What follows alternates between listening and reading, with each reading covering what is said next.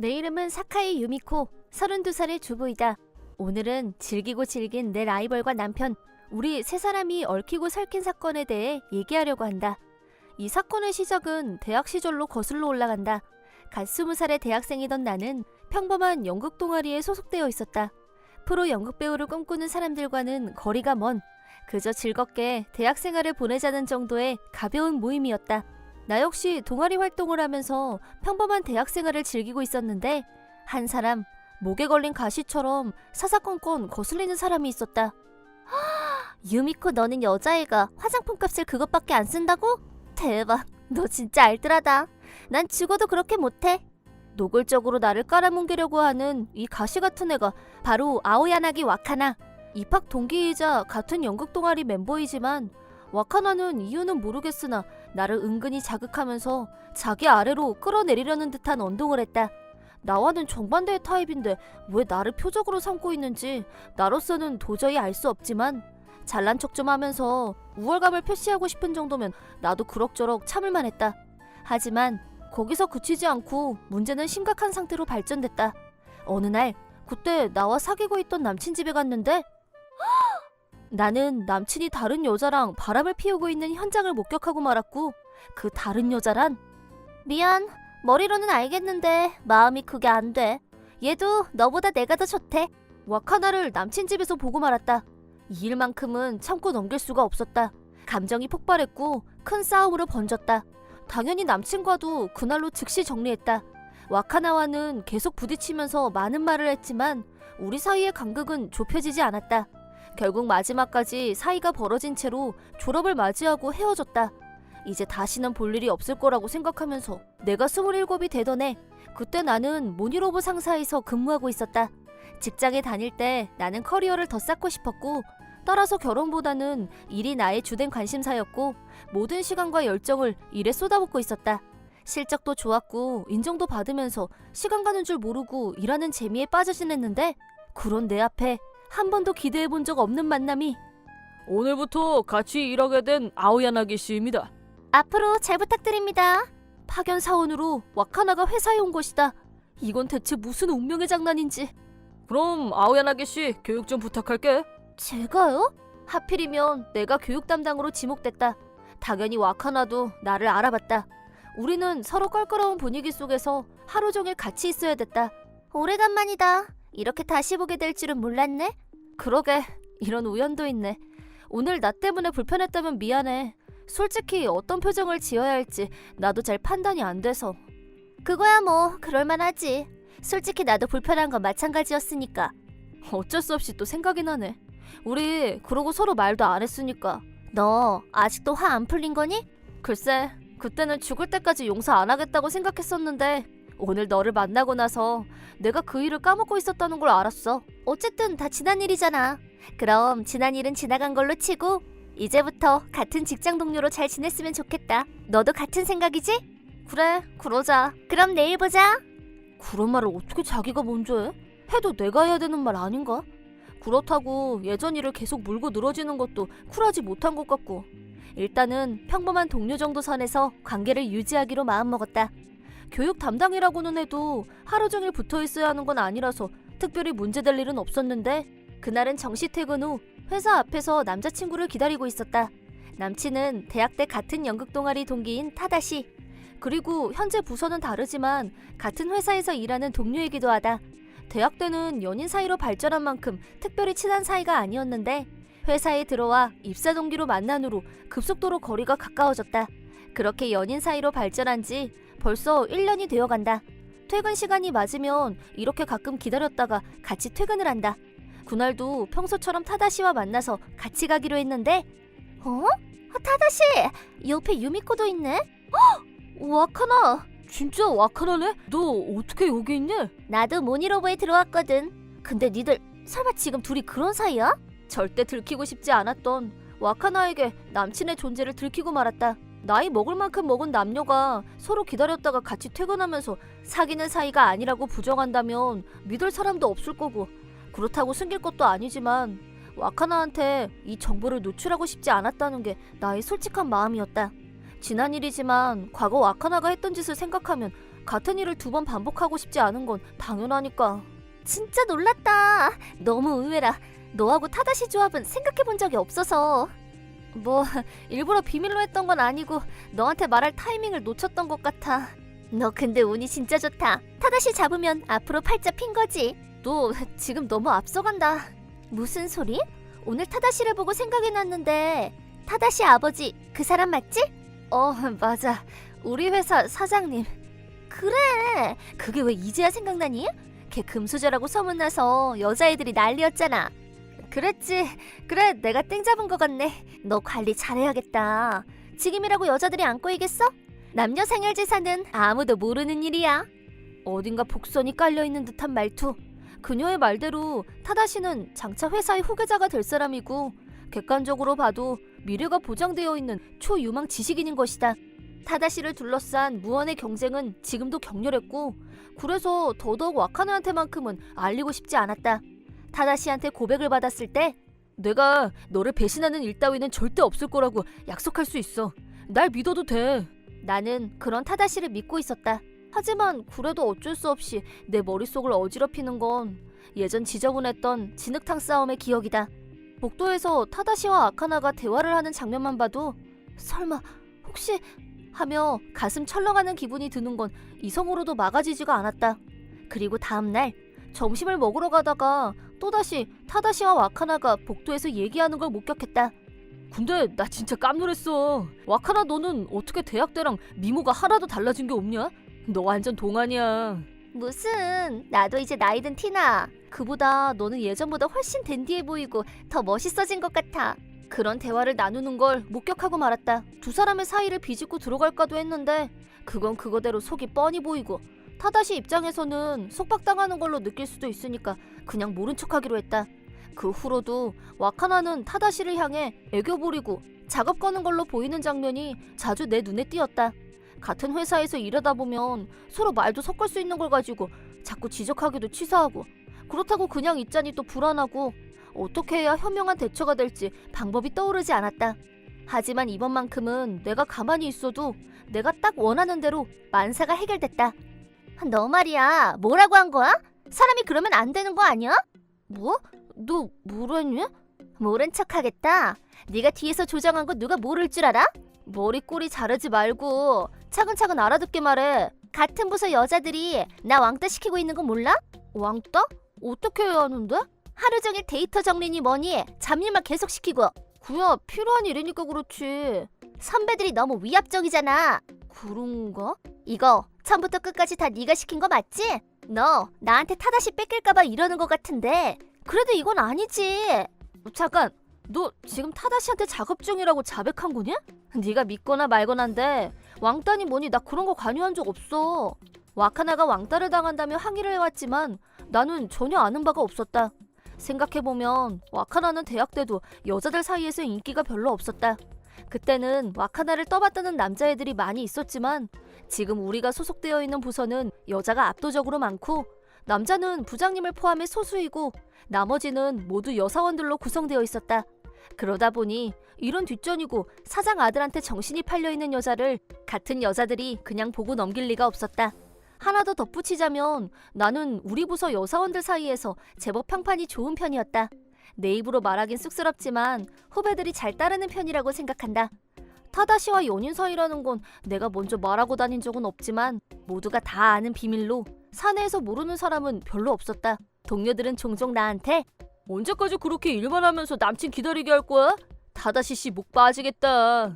왜 결혼 안 하느냐고 은근히 부담을 주는 분위기이다. 따라서 공인된 우리 사이를 갈라놓으려고 하는 와카나의 뻔뻔함에 짜증이 난 여사원들이 많았을 거란 생각도 든다. 그런 이유들 때문에 와카나는 부서 내에서 완전히 미운 털이 박혔지만 따지고 보면 다 본인이 자초한 결과라고 할 수 있다. 적당히 잘 지내면 큰 문제될 게 없었던 대학 동아리 모임 인간관계와는 달리 사회인, 그것도 같은 회사 동료들끼리 지켜야 하는 인간관계의 룰은 그렇지 않다. 눈에 거슬리는 존재, 함량 미달로 판단되면 철저히 배제되는 것이 사회의 룰이자 냉엄한 사회적 생리이기도 하다. 그리고 내가 부탁했던 자료 아직도 안 됐어? 대체 일을 어떻게 하면 이 모양 이 꼴이야? 선배한테는 정신이 번쩍 나게 혼나고 저기 나 좀 도와줘. 지금 급해서 그래. 미안, 나도 지금 할 일이 많아서. 동기나 후배들한테서 대접받지 못하고 자연스럽게 회사에서 설 자리를 잃어갔다. 언뜻 들으면 불쌍한 피해자로 보일 수도 있겠지만 절대 그런 건 아니었다. 적당히 시간만 때우고 있는 사원을 엄하게 교육시키고 있는 것뿐이었다. 냉정하게 판단해도 여사원들이 와카나에게 했던 말들은 모두 적절한 지적이었다고 생각한다. 여사원들이 와카나에 대해 불만이 많고 잔뜩 나를 세우고 있는 걸 남자 사원들도 알기 때문에 선뜻 나서서 와카나를 감싸지 못했다. 솔직히 자기가 열심히 일만 했어도 일어나지 않았을 일이다. 요새 회사에서 나하고 말하려는 사람이 없어. 대체 내가 뭘 그렇게 잘못했어? 회사에서 아무것도 안 하는 게 문제지. 월급을 받을 거면 일을 해야지. 너 말이 좀 심하다. 다 네가 벌인 짓이잖아. 내가 뭘 어쨌는데? 생사람 잡지 마. 난 네가 공사 구분을 못해서 이렇게 된 것 같은데? 이제 사회인인데 대학 때랑은 다르지. 주변을 좀 보면서 제대로 처신하면 될 일이야. 너 두고 봐. 나 이대로는 못 참아. 네 눈에서도 피눈물 나게 해줄 테니까. 너 지금 이거 완전 어이상실의 적반하장이야. 네가 뭐라고 너만 잘 나가는데? 저기 말인데. 좋아. 회사에서 사라져 줄게. 근데 이걸로 끝이라고 생각하지 마. 나에 대한 원망을 쏟아내고는 정말 회사를 나가버렸다. 라인에서 선전포고했던 것처럼 다음날 정말 회사에 나오지 않았다. 결과적으로 인수인계도 하던 일도 마무리하지 않고 갑자기 퇴사했지만 다른 사원들의 입장에서는 자기들이 하는 게 더 빠르고 별로 타격이 될 일도 없었다.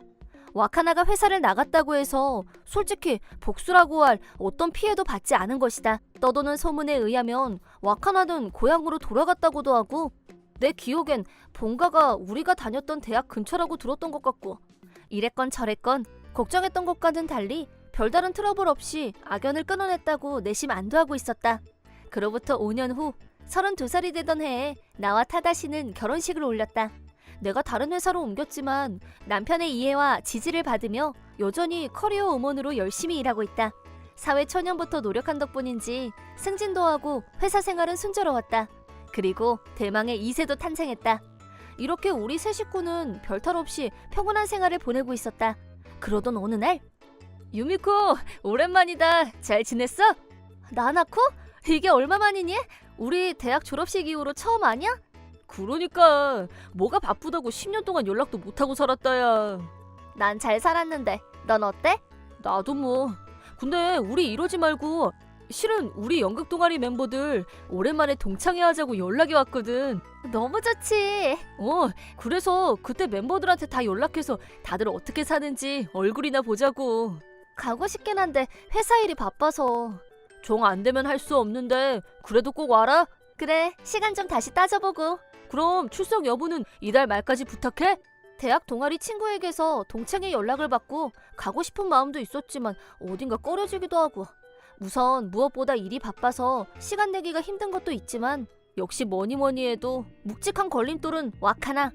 5년이나 지났지만 그때 일은 지금도 가끔 생각나곤 한다. 어렵게 얻게 된 평온한 생활이 다시 그녀로 인해 균열이 생기는 건 절대 참을 수 없는 일이다. 고민한 결과 이번 동창회는 불참하기로 결정했다. 남편도 마찬가지로 같은 연락을 받았는데 아무래도 참석하려고 하는 것 같았다. 미안, 나 아무래도 회사 일이 너무 많아서 이번에 못 갈 것 같아. 모처럼 모이는 건데 나도 많이 아쉬워. 그래, 이해하는데 사실 내 생각에는 너 이번에 오는 게 좋을 것 같아.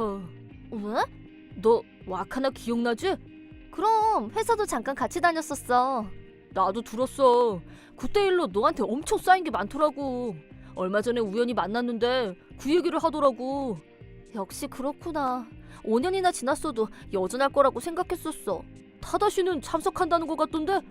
너 안 좋은 기억 다시 떠오르게 해서 미안한데 알잖아. 와카나 걔가 좀 말 안 해도 알지? 그래, 알지. 나나코와 얘기한 후 왠지 더 꺼림칙한 기분이 들기 시작했다. 와카나가 지금도 나를 원망하고 있을 거라는 것쯤은 충분히 예상하고 있던 일이다. 하지만 동창회 날 결국 아무 대비 없이 남편을 동창회에 보내고 나는 여느 때처럼 출근해서 일에 열중했다. 동창회 모임이 끝났지만 신경 쓸 만한 그 어떤 일도 일어나지 않았다. 그리고 몇 개월 후 몇 년 만에 와카나에게서 이런 내용의 라인이 왔다. 오랜만이다. 너 이 사람 누군지 알겠어? 정말 오래간만이다. 그래, 우리 남편하고 많이 닮은 것 같기는 하네.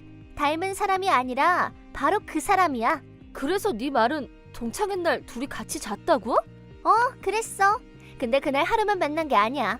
이 사진은 좀 전에 찍은 거거든. 그러니까 동창회 이후로 계속 불륜 중이다 이거야? 더 중요한 건 타다씨가 나랑 살 거라고 했다는 거야. 아, 그랬구나. 나 농담하는 거 아니야. 이혼 서류도 다 작성했고 이제 너한테 넘기는 일만 남았다고 했어. 기분이 어때? 비참하지?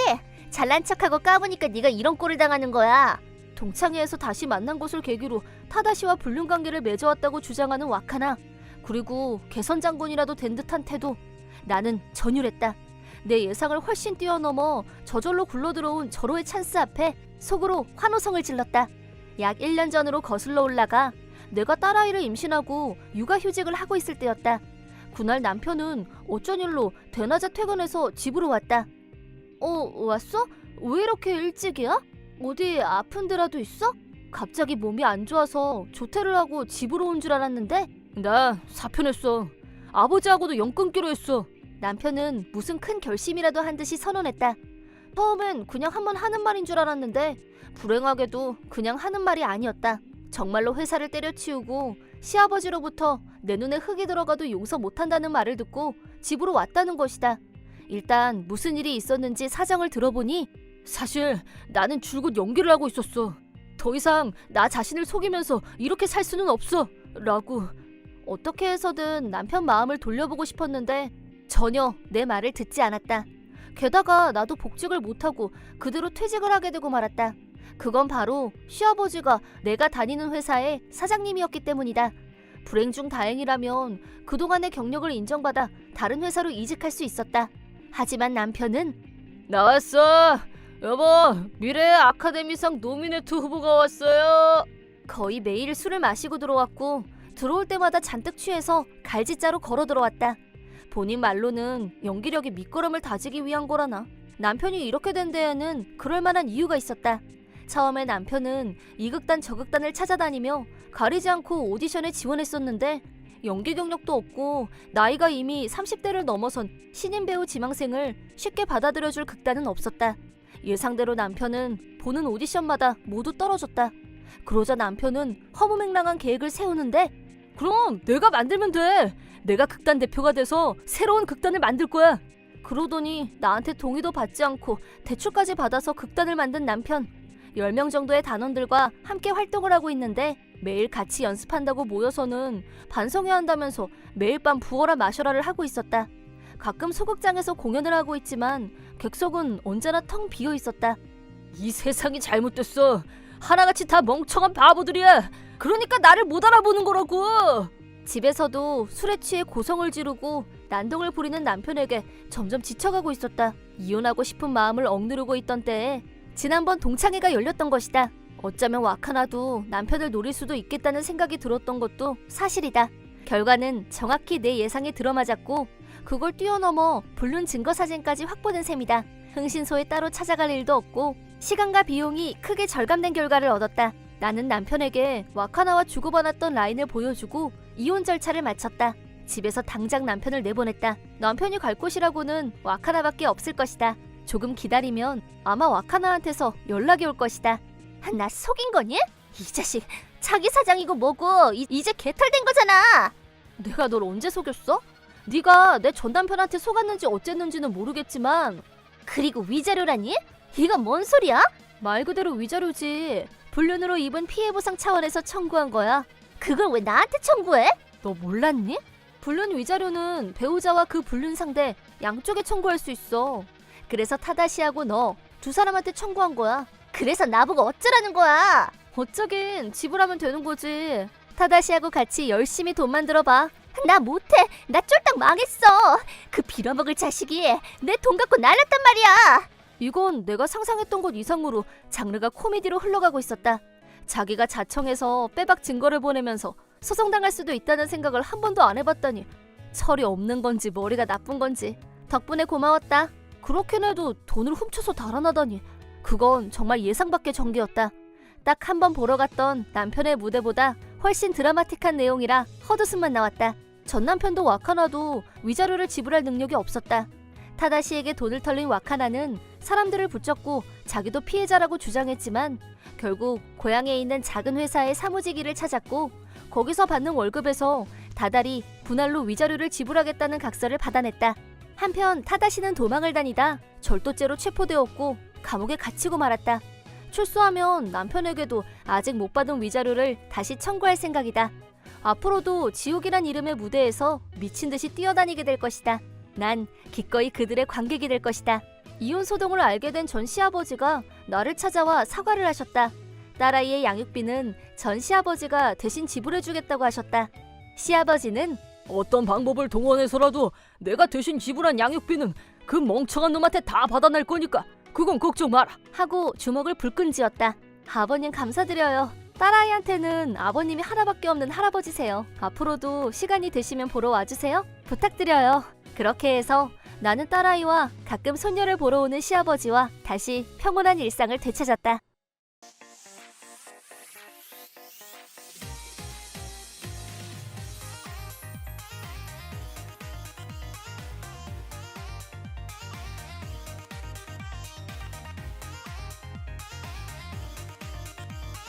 여러분, 위기관리 교실에 오신 것을 환영합니다. 저희 교실은 일상 속에 잠재되어 있는 트러블이나 고민들을 수강생 여러분들께 직접 듣고 저희 강사들이 그런 안건에 대해 어떤 식으로 위기관리를 하면 좋을지 그 요령을 전수하는 곳입니다. 저희들의 어드바이스를 잘 듣고 실전에서 본인에게 어떠한 위기가 닥치더라도 현명하게 위기관리 능력을 발휘할 수 있도록 도와드리는 곳이라고도 할 수 있습니다. 예이! 그러면 오늘 고민 상담자는 아야 씨가 되겠네요. 네, 아야 씨는 요리 교실 멤버 중에 돈 자랑을 너무 하는 사람이 있어서 고민이다 라고 하셨는데요. 해결됐나요? 물론입니다. 아주 깔끔하게 해결됐습니다. 역시 위기관리 프로다우시네요. 자, 우선 일주일 전에 찍었던 영상을 먼저 같이 보시죠.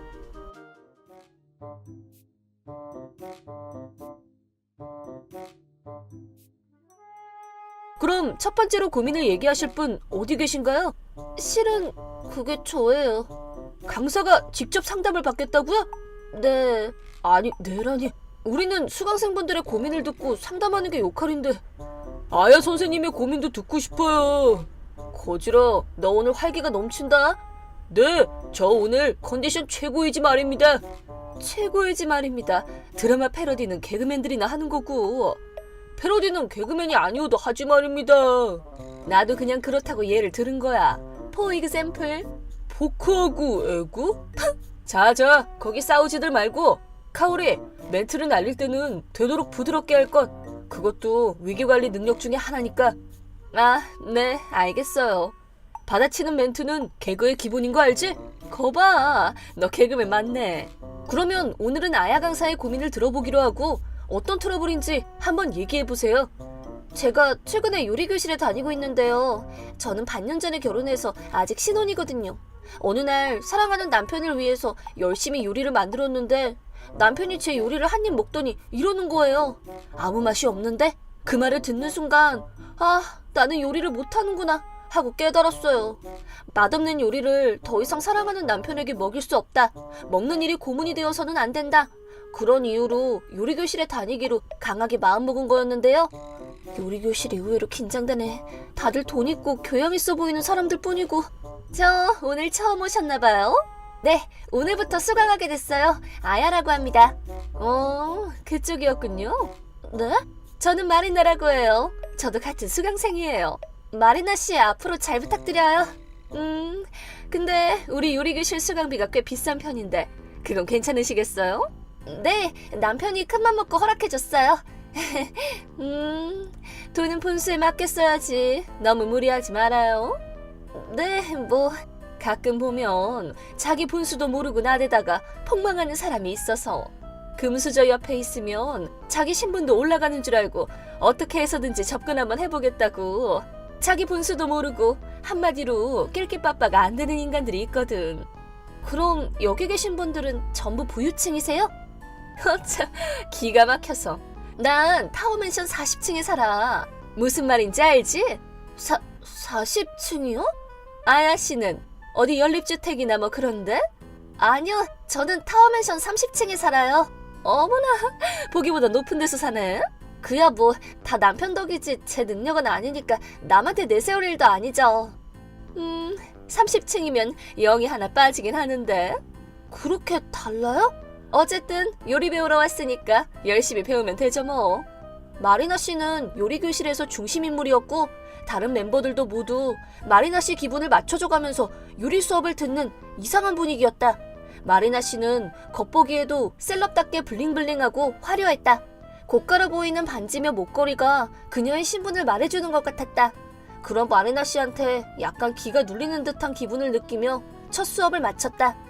이것이 바로 요리교실 트러블의 시작이었습니다. 위기관리가 전혀 되고 있지 않네요. 지금 상황은 리스크밖에 보이지 않아요. 정말요? 여러분, 어떤 부분이 리스크인지 혹시 아시겠어요? 근데 아야 강사님 결혼하셨어요? 네, 얼마 전에요. 지금 그게 리스크하고 무슨 상관이야? 결혼을 했다는 것부터가 리스크죠. 네? 왜 그런데요? 그런 엉터리 지적이 어디 있어? 꼭 틀린 지적만이 아닐 수도 있어요. 네? 우선 아야 씨는 남편분 소개를 먼저 했어야죠. 네. 추측컨대 아야 씨의 남편분도 상당한 하이스펙의 소유자라는 생각이 듭니다. 다음엔션 30층이 아무나 살 수 있는 곳은 아니잖아요.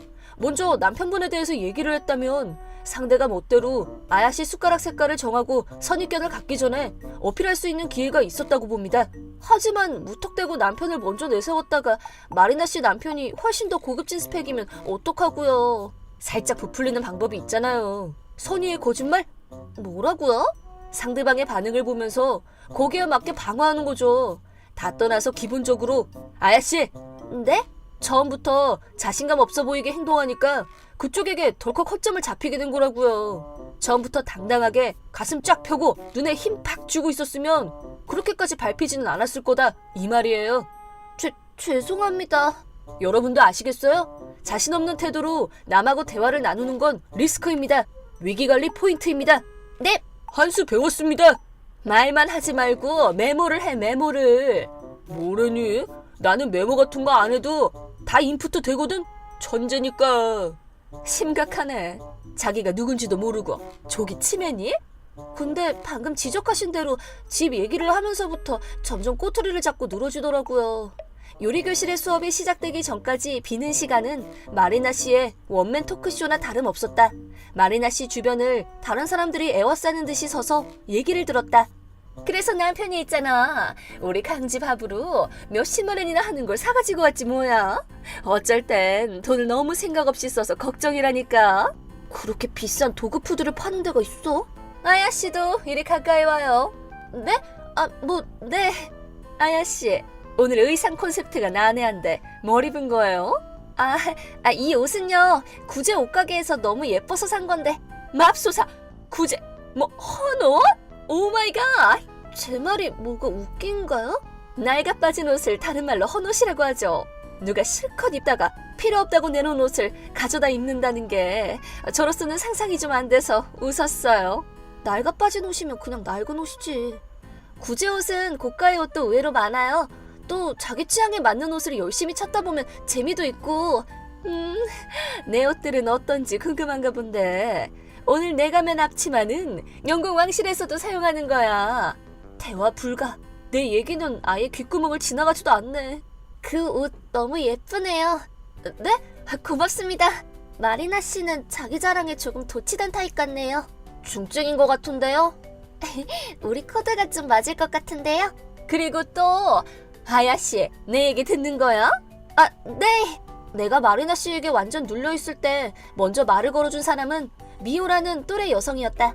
나하고 나이도 비슷했고 그날부터 우리는 급속하게 친해졌다.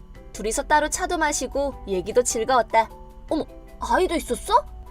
초등학교 3학년 남자인데 날마다 밖에서 친구들하고 뒹굴고 노니까 빨래가 얼마나 많은지 빨아도 끝이 없어. 그래도 부럽다, 아기. 아야씨 애는 아직? 우린 아직. 남편이 지금 한창 바쁜 때니까 애는 좀 나중에 갖자고 해서. 그럴 수 있지. 결혼했다고 아이를 급하게 가질 필요도 없고. 그런데 마리나 씨 말인데. 마리나 씨가 뭐? 마리나 씨도 아들이 하나 있는데 애가 자기밖에 모르고 얼마나 고집쟁이인지. 어린애가 자기 마음에 안 들면 무조건 깽판을 치는 경향이 있어. 마리나 씹은 곳에 마리나 났네. 우리 애도 걔한테 당하고 울면서 집에 온 적이 있거든. 애들도 참 힘들겠다. 황당한 건 선생님들도 마리나 씨 아들한테는 한마디도 못한다는 거야. 왜 그런데? 그게 마리나 씨가 PTA 회장을 맡고 있거든. 그러다 보니까 선생님들도 뒷감당이 부담스러운지 선뜻 나서지 못하는 것 같아. 어딜 가도 여왕마마가 따로 없네. 지금 이렇게 말하는 것도 누가 들을까봐 겁난다. 농담이야, 농담. 근데 엄마들끼리 한 얘기를 누가 무슨 말을 했는지 몰래 일러바치는 사람도 있다니까 조심하는 게 좋아. 세상에. 아야 씨도 만약에 아이 생기면 마리나 씨는 조심하는 게 좋아. 응? 그 후로도 요리 교실은 계속 다녔다. 어쨌든 마리나 씨 기분을 일부러 건드리지 않는 한 별일이 있는 건 아니었기 때문에 요리 교실 자체를 다니는 건 큰 문제가 없었다. 그러던 어느 날 마리나 씨가 갑자기 차를 마시자고 해서 이걸 거절했다가 나중에 무슨 돌에 맞을까 싶어서 일단 나가보기로 했다. 아야 씨는 오늘이 처음이지? 티타임에 초대된 게? 네, 처음이에요. 이렇게 비싼 카페에서 보자고 해서 미안. 아야 씨, 이런 고급스러운 데는 처음 아니야? 네, 처음인 것 같네요. 그럴 것 같더라니. 아야 씨가 이런 데 와서 커피 마실 사람으로는 안 보여서 여긴 처음일 것 같더라고.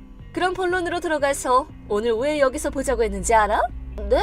글쎄요, 저는 잘 모르겠는데요. 그게 요즘 아야 씨하고 미호 씨가 가깝게 지내는 것 같던데? 네, 미호 씨가 나를 별로 안 좋게 생각하는 것 같아서. 네? 글쎄요, 뭐 꼭 그런 건 아닌 것 같던데. 아니, 나를 싫어하는 게 확실해. 미호 씨가 나에 대해서 나쁘게 말하는 거 뭐 들은 거 없어? 저는 뭐 특별히 들은 거 없는데요. 그런 얘기한 적 없어요, 전혀. 그래? 그럼 상관없는데 걱정하실 거 없어요. 미호 씨는 좋은 사람이에요. 그래? 그런데 말이야, 아야 씨. 네, 만약에 미호 씨가 나에 대해서 뭐라고 얘기하는 게 있으면 곧바로 알려줄 수 있어? 네, 뭐 그러죠. 그럼 됐어. 내 얘긴 여기까지. 우리 맛있는 케이크 먹자. 여기 미슐랭 3스타 받은 대단한 파티시에가 있거든. 그럼 한번 골라볼까요? 하나같이 가격이 미쳤네. 그러니까 나를 미호를 감시하는 스파이로 삼으려고 불러낸 거였다. 그렇지만 나한테 미호는 이미 둘도 없는 절친이었고 미호를 배신하는 일은 절대로 있을 수 없는 일이었다. 그 후로도 미호에게 무슨 말을 들었건 마리나 씨에게 그걸 전달하는 일 따위는 하지 않았다. 일단 여기까지가 제가 겪은 트러블의 전반부입니다. 네? 이미 충분한 트러블인데 겨우 시작이에요? 이것보다 더 큰 트러블이 또 있는 거예요? 정말 안 되겠네요. 리스크 투성이잖아요. 네? 지금 한 얘기에도 리스크가 있었어요? 이따마다요. 위기관리가 이렇게 허술해서야 원. 아야씨! 면목 없습니다. 어디에 리스크가 있었는지 좀 가르쳐주세요. 일단 거기서 친구를 사귀었다는 것부터가 리스크죠. 네? 친구가요? 친구가 생기니까 감시를 할 필요성이 만들어진 거죠. 그러니까 친구를 만들 필요는 없었다 이겁니다.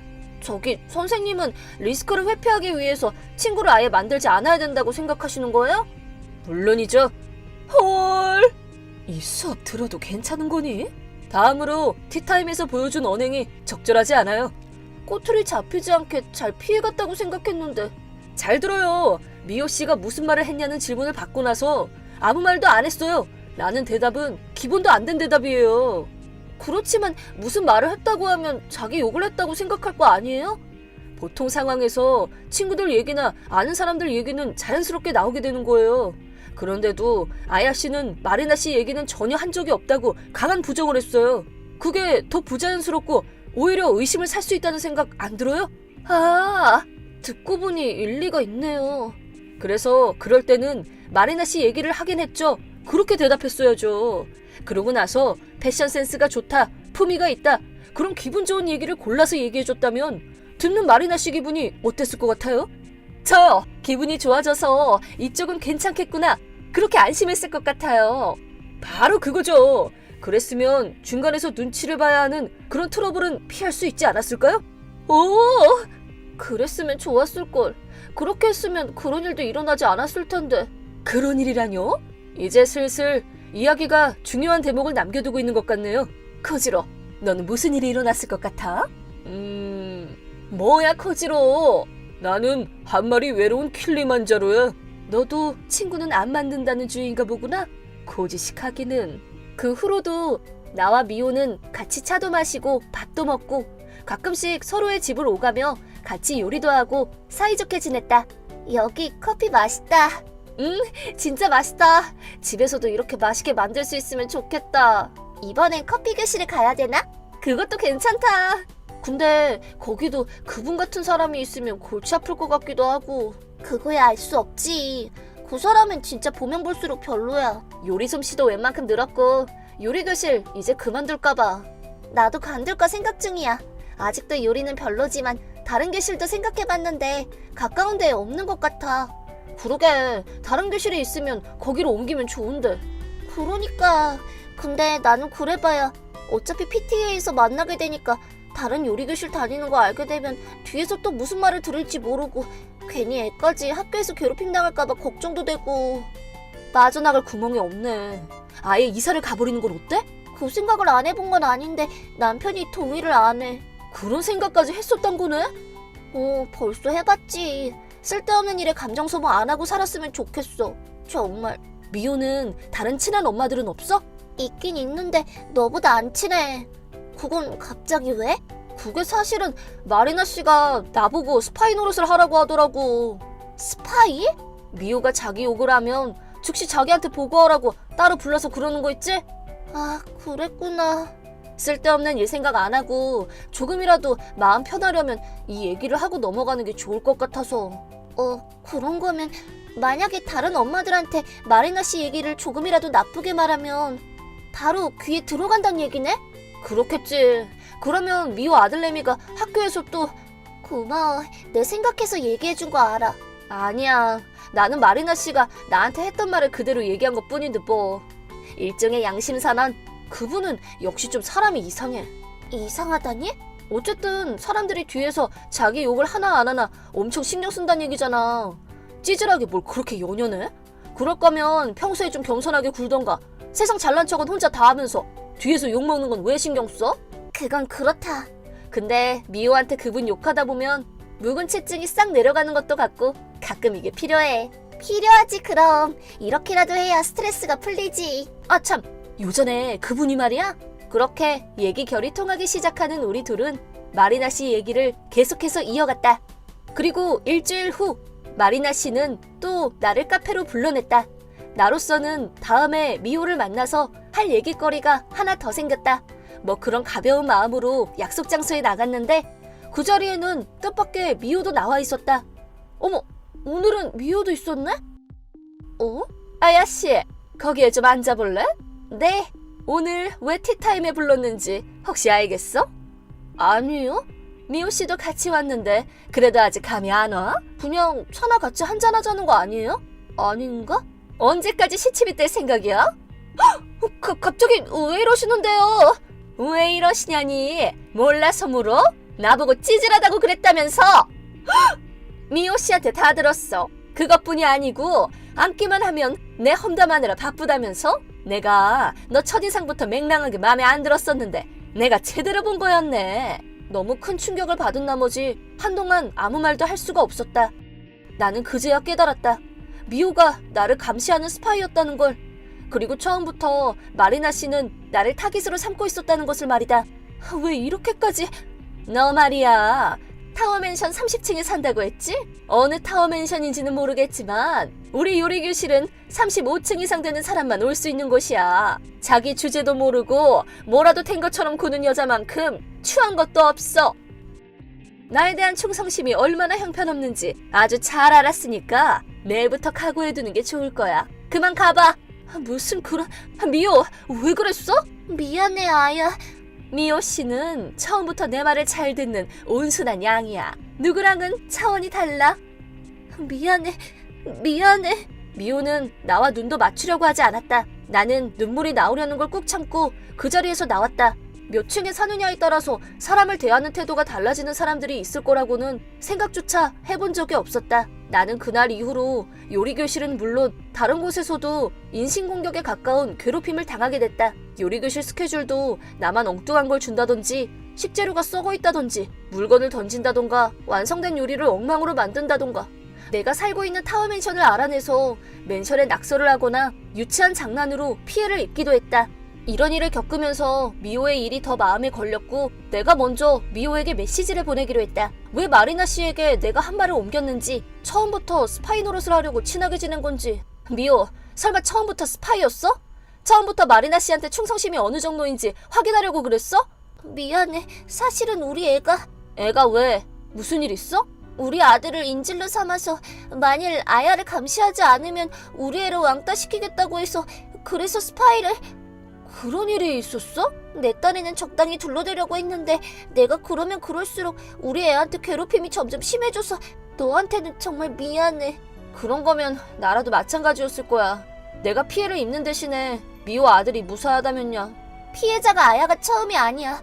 마리나 씨 주변에 있는 사람들은 모두 나처럼 자기가 피해자가 안 되려고 다른 사람을 피해자로 만들어 온 사람들이야.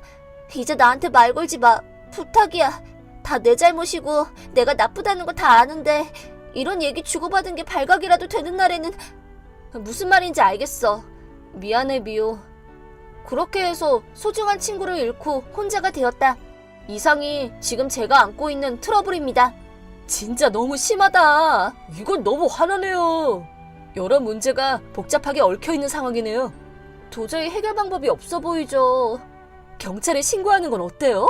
무슨 증거가 있는 것도 아니고 괜히 또 다른 피해자만 생길 수도 있어요. 방법이 없어요 정말. 아니요, 해결책이 있어요. 자, 어떻게 해야 마리나 씨에게 통쾌한 복수를 할 수 있을까요?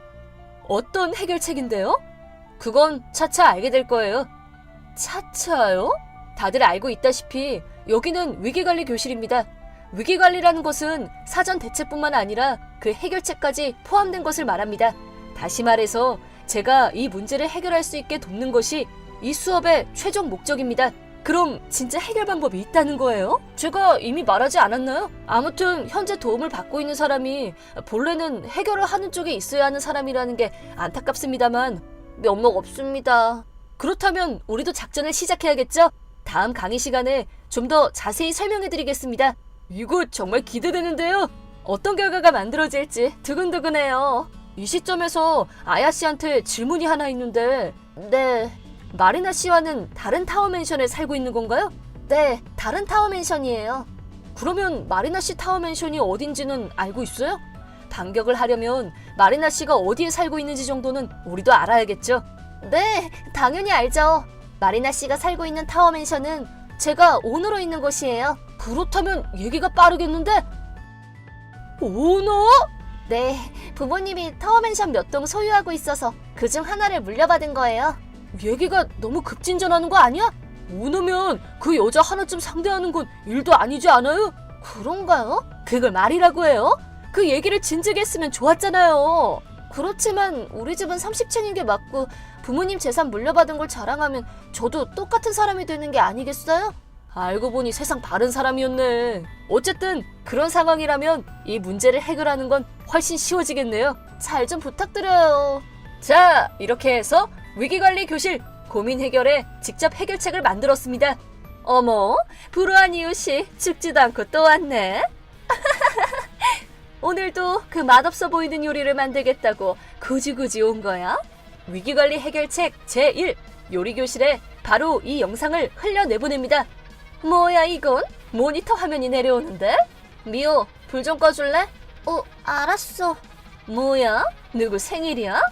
지금부터 보실 영상에는 마리나 씨 남편의 일상을 찍은 모습이 담겨 있습니다. 아침에 마리나 씨에게는 출장 다녀온다면서 일을 하러 나갑니다. 회사에서 일하는 남편분의 모습은 성실하고 유능하고 스타일까지 완벽한 그야말로 퍼펙트가이. 여자들이 꿈꾸는 이상형 그 자체.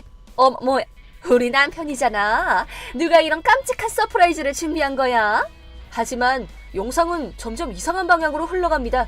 밤이 되자 남편은 정체불명의 여자와 반갑게 인사를 하며 만납니다. 여자와 고급 레스토랑에서 저녁 만찬을 마친 후 다음은 호텔로 장소를 이동하고 말았습니다. 이런, 얼굴 표정이 갑자기 확 바뀌기 시작한 마리나 씨. 하지만 그게 끝이 아니었으니 남편은 다음날도 그 다음날도 계속 여자를 바꿔가며 호텔로 향하는데, 그리고 집에 돌아온 남편. 출장 너무 힘들었어 하는 저 흡족한 표정. 그런 남편을 보면서 뿌듯해하는 마리나 씨. 이런 웃을 수도 울 수도 없는 장르의 영상을 보게 될 줄이야. 이 영상은 위기관리 교실이 전문 탐정에게 의탁하여 제작되었습니다. 이게 대체 뭐 하는 짓이야? 내가 이걸 믿을 것 같아? 가짜야! 이거 가짜 뉴스라고! 마리나 씨, 이건 네가 꾸민 거지? 경찰에 신고할 거야! 경찰에 신고해야 할 사람은 당신이죠. 뭐가 어째? 당신이 미호에게 보낸 협박성 문자, 전화 녹음 파일 이미 학교에 제출했어요. 뭐? 만약에 그 문자나 전화 내용을 경찰이나 변호사한테 가지고 가면 협박죄로 고소도 가능할 거예요, 아마. 뭘 가지고 목에 힘을 주나 했더니 그딴 건 민사고발이라 처벌 안 받거든? 잘 알고 계시네요. 그런데요, 마리나 씨가 우리 타워맨션에 와서 저지른 낙서나 다른 만행들은 어떨까요? 증거는 이미 충분하거든요. 증거라니? 그런 게 어디 있는데? 설마 CCTV라도 있다는 거야? 마리나 씨 타워맨션 CCTV에는 영상이 잘 찍혀 있더라고요.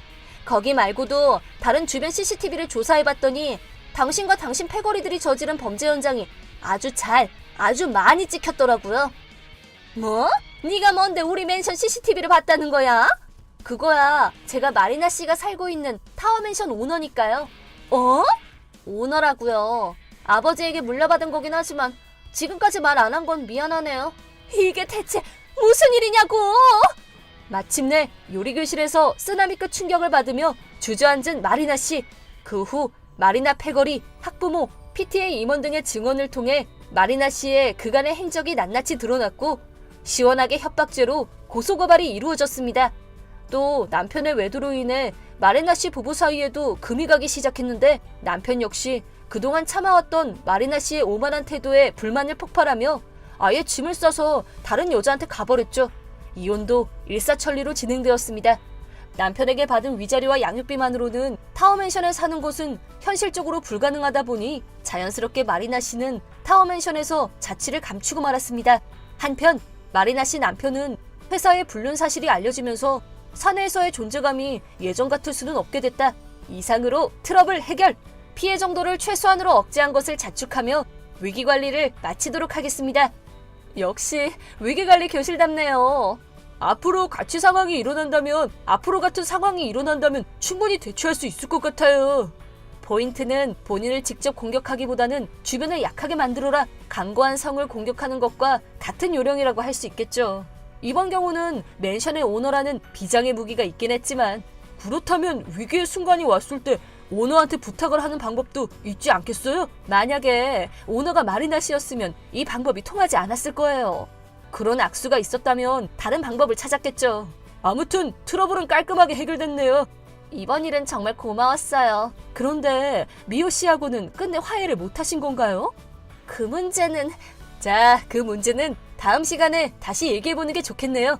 그럼 나중에 들려주세요. 혹시 카오리 씨나 코지로 씨도 트러블 때문에 고민이라면 언제든지 상담 환영합니다. 위기관리를 도와드립니다. 네, 그럴게요. 그럼 오늘 강의는 이걸로 마치고 다음 강의 시간에 다시 보기로 하죠. 다음에 봐요. 미안, 내가 좀 늦었지. 아니야, 우리 애가 따라오고 싶다고 해서 데리고 왔어. 안녕, 우리 처음 본다, 그지? 요즘은 학교 별탈 없이 다녀? 응, 아야가 요리교실에 안 나오니까 되게 허전해. 그 난리를 쳐놓고 나가는 것도 껄끄럽잖아. 나도 조금 껄끄럽기는 해. 그건 그렇고, 있잖아. 타워맨션 40층에 방이 하나 비었는데 이사할 생각 없어? 거긴 너무 비싸잖아. 거기가 좀 트러블이 있는 방이라서 과감하게 디스카운트 될지도 모르거든. 고마워, 아야. 부담 느낄 필요는 전혀 없어. 알았지? 대신에 나 남편 흉 좀 볼 테니까 그거나 좀 들어줘.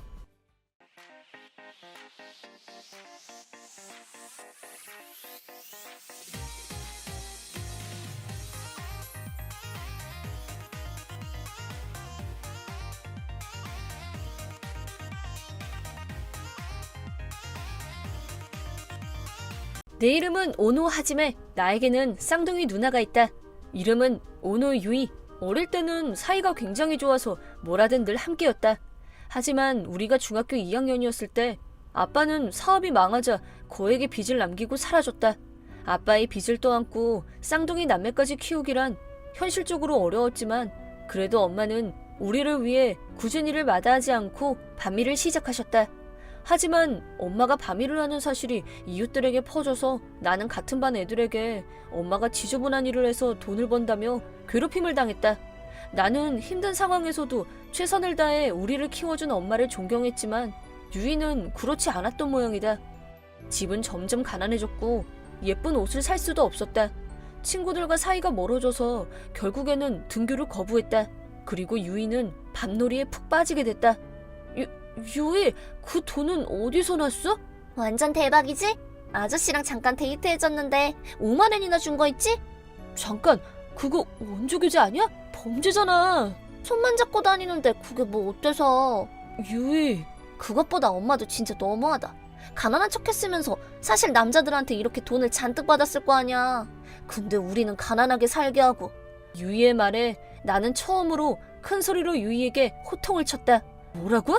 엄마는 우리 생활비 학비뿐만 아니라 아빠 빚까지 책임지고 있어. 돈이 빠지는 곳이 많으니 당연히 가난할 수밖에 없지. 너는 네가 번 돈을 자기한테만 펑펑 쓰잖아. 네가 번 돈이랑 엄마랑 번 돈이랑 같아? 말 좀 가려서 해. 그러자 유이는 벌떡 일어서서 반격을 시작했다. 시끄러워. 이건 다 빚만 남기고 튄 아빠 때문이잖아. 그 덕에 난 아빠한테 버림받은 애라고 놀림당하고 있다고. 수업료도 맨날 늦게 내서 교무실로 불려가기 일쑤고. 이제 이런 비참한 일은 지긋지긋해. 유이가 이렇게 화를 낸 적은 처음이라 나는 어안이 벙벙했다. 하지만 나도 유이만큼이나 힘들었다. 그건 나도 마찬가지야. 그래도 지금은 참을 수밖에 없잖아. 애초에 그딴 쓰레기 아빠한테 속아서 결혼한 멍청한 엄마 잘못이야. 이딴 집구석에서 태어나고 싶지도 않았어. 왜 아이들은 부모를 선택할 수 없는 거야? 태어나자마자 망한 인생이잖아. 유이, 그렇게 심한 말을 하다니 믿을 수가 없다. 난 충격에 주저앉았지만 유이는 나에게 눈길도 주지 않고 이딴 집구석 나갈 거라며 씩씩거렸다. 그러자 일을 끝내고 엄마가 집에 들어왔다. 유이, 미안해. 엄마가 보는 눈이 없었어. 엄마 듣고 있었어? 유이랑 하지매는 아무 잘못 없어. 이렇게 고생시키기 전에 둘을 놓아줬어야 했는데. 뭐? 그게 무슨 말이야, 엄마? 엄마는 우리 앞에 서류를 내밀며 담담하게 말했다. 외삼촌이 너희를 거두고 싶다고 말씀해 주셨어. 끝까지 고민이 됐는데 유이 말을 듣고 눈이 번쩍 뜨였어. 애들을 이렇게 고생시키다니. 난 엄마 자격도 없어. 엄마, 그래도 그렇지. 내가 말을 꺼내기도 전에 유이가 말을 가로챘다. 싫어. 내가 어딜 가든지 남편 빚을 떠안은 술집 여자의 딸이라는 꼬리표가 붙을 거야. 난 그러고는 못 살아. 유이, 우리는 학교에서 그렇게 놀림당하고 있었다. 남자인 나보다 여자인 유이에게 더 치명적인 말이었을 거다. 그렇게 때를 쓴들 15살밖에 안 된 애가 혼자서 어떻게 살겠니? 시끄러워. 난 이 거지 같은 집구석 나가서 혼자서 살 거야. 이딴 가족은 필요 없어. 그냥 콱 죽어버려. 유이는 그렇게 소리를 지른 후 짐을 싸서 집을 나갔다. 하룻밤 머리를 식히면 돌아올 줄 알았는데 결국 유이는 집에 오지 않았다. 경찰에 신고하고 한 달 뒤 유이를 발견했다는 연락이 왔다. 유이는 다른 지역에서 나이를 속이고 원조교제를 하고 있었다. 그 후 유이는 가정에서 보호받지 못하는 아이들의 자립을 돕는 아동보호시설에 맡겨져 고등학교에 진학했다고 한다. 하지만 한번 삐뚤어진 성격은 바로잡기 어려웠고 유이는 불량배들과 어울리며 밤놀이를 시작했고 결국 자퇴까지 했다. 그렇게 유이는 도망치듯이 우리 곁에서 사라졌다. 그 후 엄마는 나에게 외삼촌의 양자로 들어가라고 권했지만 단호히 거절했다. 엄마를 돕기 위해 열심히 공부하고 알바까지 하며 돈을 벌었다. 다행히 장학금을 받아 학비 절반을 면제받았고 이대로만 하면 대학 진학의 꿈을 이룰 수 있을 것 같았다. 하지매 이렇게나 힘든데 왜 엄마랑 굳이 같이 사는 거야? 힘들게 알바에다가 공부까지 열심히 하고. 나는 가족이 행복해지는 게 결국 내 행복으로 이어진다고 생각하거든. 그래서 내가 할 수 있는 일을 열심히 하는 것뿐이야. 유이가 많이 삐뚤어졌잖니. 솔직히 너도 그렇게 될까봐 조마조마했단다. 나는 그럴 배짱도 없어, 엄마. 엄마가 입버릇처럼 뭐든 꾸준하게 하면 좋은 일이 생긴다고 했잖아. 난 엄마를 닮았나 봐. 이 말에 거짓은 없다. 엄마를 돕고 싶은 마음도 물론 있었지만 난 나쁜 일보다 좋은 일을 하는 게 마음이 훨씬 편했다. 그저 그것 때문이었다. 그리고 나는 유이한테 화났어. 그냥 아빠 때문에 우리가 불행해진 건 맞지만 유이는 모든 일을 남 탓으로 돌리면서 스스로 노력도 안 했잖아. 게다가 밤일을 한다면서 엄마를 그렇게 비난해놓고 자기도 일은커녕 남자들한테 돈이나 받으면서 살고 있잖아. 나한테는 이제 그런 누나 없어. 그래, 하지만은 이렇게 최선을 다하고 있는걸. 앞으로도 서로 의지하며 살자. 당연하지 엄마. 그로부터 4년 후 충격적인 일이 벌어졌다. 바로 유이가 임신을 하고 돌아온 것이다. 게다가 상대는 40대 유부남. 아내한테 위자료를 청구당해서 빚에 쪼들려 산다고 한다. 그래서 어쩔 수 없이 우리에게 돌아온 거겠지. 유이는 금발에 노출이 많은 옷을 입고 높은 하이힐을 신고 있었다. 차마 눈뜨고 볼 수 없을 정도로 글러먹은 인간이 돼 있었다. 딸이 이렇게까지 힘들어하잖아. 이제 앞으로 애까지 키워야 되는데 100만 원을 어떻게 내? 내가 학생일 때 아무것도 안 해줬잖아. 그 돈이라도 내놔. 늘 걱정해주시던 친척분들은 제발로 집을 나간 주제에 무슨 헛소리냐며 도와줄 수 없다고 하셨다. 하지만 예상을 깨고 엄마가 돕겠다고 나섰다. 알았어. 위자료는 내가 해결해줄게. 네가 삐뚤어진 이유는 엄마 아빠 때문이니까 그 책임을 질게. 하지만 널 돕는 건 이번이 마지막이야. 그 남자랑 결혼을 하든 애를 낳든 알아서 해. 말 안 해도 이딴 집구석 다시는 안 올 거야. 그럼 우리는 이제 연을 끊자꾸나. 잘 살렴 유이. 유이에게 의존을 선언한 엄마는 무척 슬퍼 보였다. 그로부터 6년 후 엄마는 세상을 떠났다. 엄마는 항암 치료로 괴로운 말년을 보냈다. 물론 엄마가 세상을 떠난 건 슬펐지만 드디어 엄마가 편안함에 이르렀다는 생각도 들었다. 다정하고 따뜻한 사람이었던 엄마의 장례식에는 많은 지인들이 오기로 했다. 엄마를 떠나보내느라 마음고생 많지? 나도 장례식에 참석할 테니 잘 부탁한다. 정말 감사합니다. 외삼촌께는 정말 신세를 졌어요. 엄마도 생전에 외삼촌께 늘 감사하다고 말하셨어요. 아니야. 네 엄마는 우리 도움을 전혀 받지 않았어. 다른 친척들 도움도 단호히 거절했었지. 아이들에게 떳떳하도록 자기가 택한 남편의 잘못은 자기가 해결해야 한다고 했지. 엄마도 참 고집이 세셨죠. 그래서 유이랑 충돌한 건지도 모르겠네요. 아니, 유이는 변함없었을 거야. 어딜 가더라도 비참하게 살 거라 단정짓고 도움의 손길을 전부 거부했으니. 외삼촌의 말대로였다. 금전적인 원조를 전부 거절하는 엄마의 결정에 완전히 찬성하진 않았다. 또래 애들에 비해 가난했던 건 사실이니까. 하지만 유이는 도움의 손길을 내치고 집을 나갔으니 이제 와서 보살펴줄 생각은 없다. 이미 의절도 했으니 엄마 장례식을 알리지도 않았다. 다시는 만날 수 없는 내 쌍둥이. 작은 외로움을 느끼며 난 장례식장으로 향했다. 그러자 친척 동생에게 연락이 왔다. 하지메 오빠 언제 도착해? 장례식장 거의 다 왔어. 왜 그래? 다행이다. 얼른 와. 웬 여자가 돈 내놓으라면서 난동을 피우고 있어. 친척 동생의 얘기를 듣고 유이의 얼굴이 불현듯 떠올랐다. 서둘러 장례식장으로 들어갔더니 접수처에서 조의금 봉투를 들고 난동을 부리는 유이가 보였다. 뭐 하는 거야, 유이? 뭐? 난 저 여자 딸이잖아. 나도 이 돈을 가져갈 권리가 있거든? 뭐라고? 그 돈은 장례식 비용으로 낼 거야. 넌 장례 비용 한 푼도 안 냈잖아. 내 알바야? 어쨌든 이 돈은 내가 싹 다 가져갈 거야. 그 여자 장례식까지 직접 와줬는데 담례를 받아도 모자랄 판이거든? 6년 만에 만난 유이에게 예전 모습은 남아있지 않았다. 옷차림은 여전히 상스러웠지만 삐쩍 말라서 낯빛도 나빴다. 막무가내인 유이의 모습에 접수를 보는 친척은 벌벌 떨었다. 아직 어려서 유이를 본 적도 없을 테니 많이 무서웠을 거다. 어쨌든 오늘은 엄마의 애도를 위해 많은 사람들이 와주셨어. 이렇게 계속 망신을 줄 거면 당장 나가. 시끄러워. 뭘 가족인 양 떠드는 거야? 애초에 넌 6년 전에 우리 가족이랑 연을 끊었잖아. 뻔뻔스럽게 짝이 없다. 참나. 애초에 날 불행하게 만든 건 너네들이야. 억만감을 주면서 싹싹 빌어도 모자르거든? 유이는 우리를 거칠게 밀치고 관으로 돌진했다. 그리고 엄마가 누워있는 관을 발로 뻥 차버렸다. 얼른 죽어서 내 속이 다 시원하다. 너 때문에 내 인생은 완전 망했어. 유이를 저지하려고 하는데 접수처에서 비명소리가 났다. 유이가 데려온 아들이 조의금을 멋대로 꺼내고 있었다. 우리 엄마가 이건 다 우리 돈이라고 그랬어. 그럼 우리가 가져간다. 그만 두렴. 이거 명백한 도둑질이야. 어? 나 때리려는 거야? 아줌마 그러다 경찰한테 잡혀간다. 비열하게 웃는 유이의 아들은 조의금을 들고 유이 곁으로 달려갔다. 경찰 불러! 경찰에 신고해! 도망가자. 유이가 아들 손을 잡고 도망치려던 그 순간 입구에서 거친 목소리가 들렸다. 이 자식들 드디어 찾았다. 당신들 여기는 어떻게?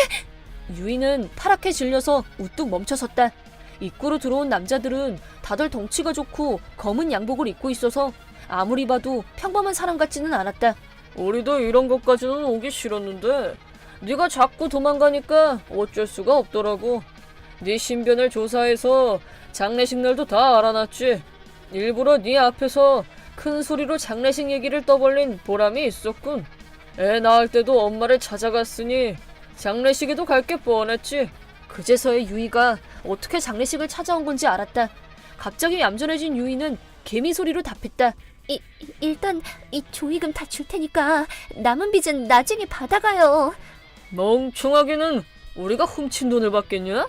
우리는 아주 합법적이고 떳떳한 사채업자거든. 너 하나 때문에 괜히 일 나면 어쩔 거야? 응? 아니 그럼 유산이 들어올 거예요. 그래도 딸인데 뭐라도 있을걸요? 아줌마 이 집이랑 영 끊었으면서 유산을 어떻게 받아먹으려고 그러시나? 진짜 뇌 든 게 없는 여자군. 아마도 저 남자들은 사채업자인 것 같았다. 그리고 그 남자 말대로 유이에게 상속권은 없다.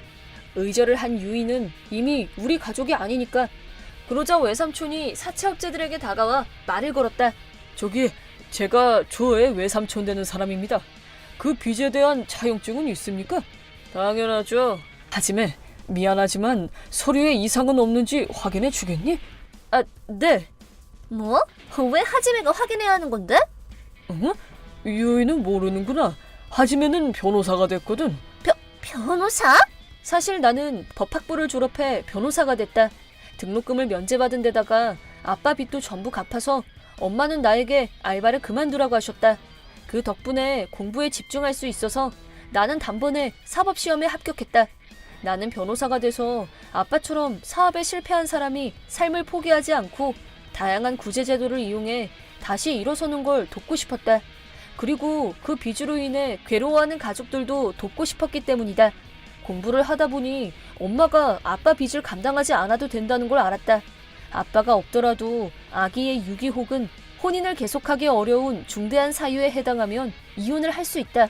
과거에는 행방불명 1년에도 이혼이 성립된 판례도 있었다. 그리고 엄마가 상속을 포기하면 아빠 빚을 갚을 의무도 사라진다. 변호사와 상담했다면 해결할 수 있었을 텐데 엄마는 혼자 해결해야 한다는 의지 때문에 미처 생각지 못했다. 그리고 주위 친척분들도 참견하면 안 된다고 생각한 모양이었다. 분통스러웠던 나는 꼭 변호사가 돼서 엄마랑 나 같은 불행한 가정을 구하기로 결심했다. 하지만 유이는 내가 여전히 가난하게 사는 줄 알았던 모양이다. 어떻게 너 같은 게 변호사야? 웃기지 마, 거짓말이야! 하고 소리를 질러댔다. 저기 이게 제 명함인데요. 이 사무소 저희도 들은 적 있어요. 재무정리에 빠삭하다던데요. 아, 감사합니다. 하지만 이 계약서는 어떤 것 같니? 문제 없어요. 아주 정상적인 서류예요. 그래, 알았어. 얘기를 듣고 이제서야 내가 진짜 변호사란 걸 깨달은 유이는 입을 다물었다. 생각에 잠겼던 삼촌은 입을 열었다.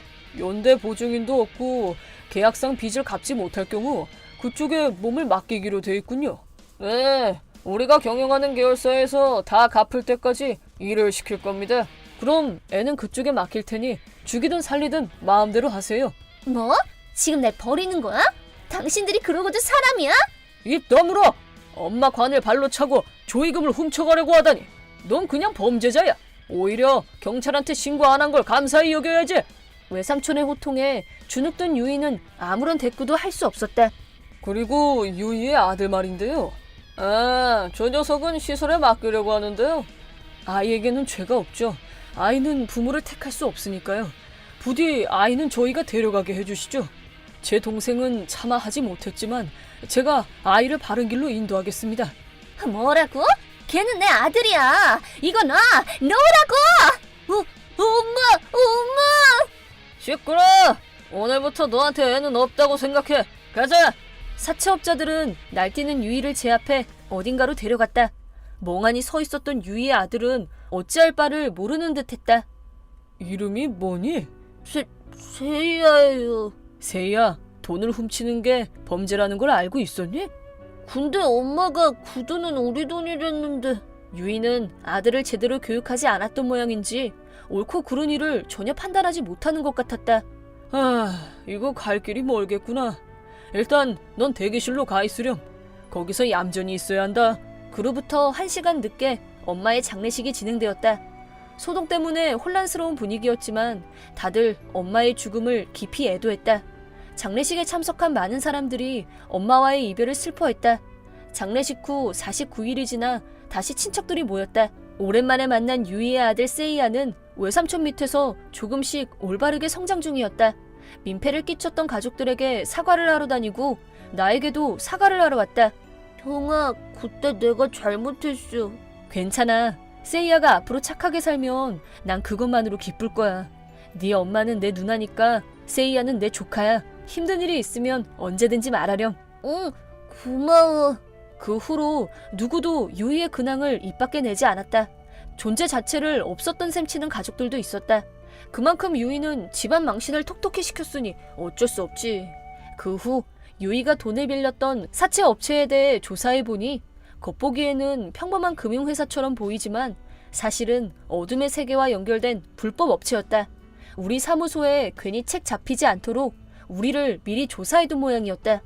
그 업체에 빚을 졌던 사람들이 모인 커뮤니티를 봤는데 악마의 소행과 다름없는 일들이 빼곡히 적혀 있었다. 하루 한 끼만 먹고 아침부터 밤까지 일만 시켰다. 조금도 쉬지 못했다. 장기를 판 사람도 있었는데 결국 몸이 고장나고 말았다. 그 후에는 어떻게 됐는지 모른다. 사채업자가 사람은 팔아봤자 30만 원밖에 안 된다고 했다. 일을 대충 하면 팔아버린다길래 너무 무서웠다. 남자는 보통 육체 노동을 하는데 여자는 더 심각하다.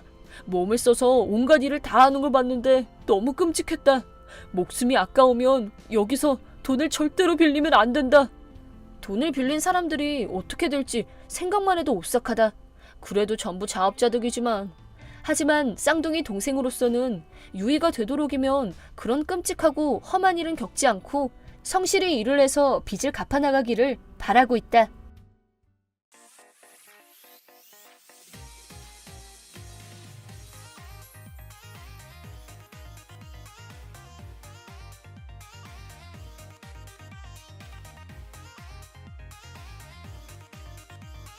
내 이름은 야마자키 사나에 32살의 평범한 주부이다. 오늘은 이런 평범한 내가 우연히 겪게 된 황당하게 그지없었던 일에 대해서 얘기해보려고 한다. 동갑인 남편 이치로와 결혼한 지 벌써 2년이 됐다. 우리는 보통 사람들이 사는 평범한 동네에 작은 단독주택에서 살고 있다. 우리에게는 귀여운 아들도 하나 있고 더 바랄 것 없이 행복하고 사이좋게 살고 있었다. 그러던 어느 날 우리 옆집으로 새로 어떤 가족이 이사를 왔다.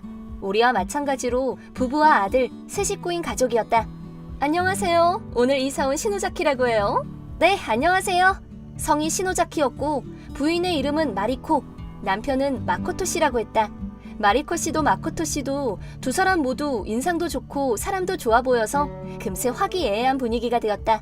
남편도 옆집 마토코 씨와 얘기가 잘 통하는 눈치였다.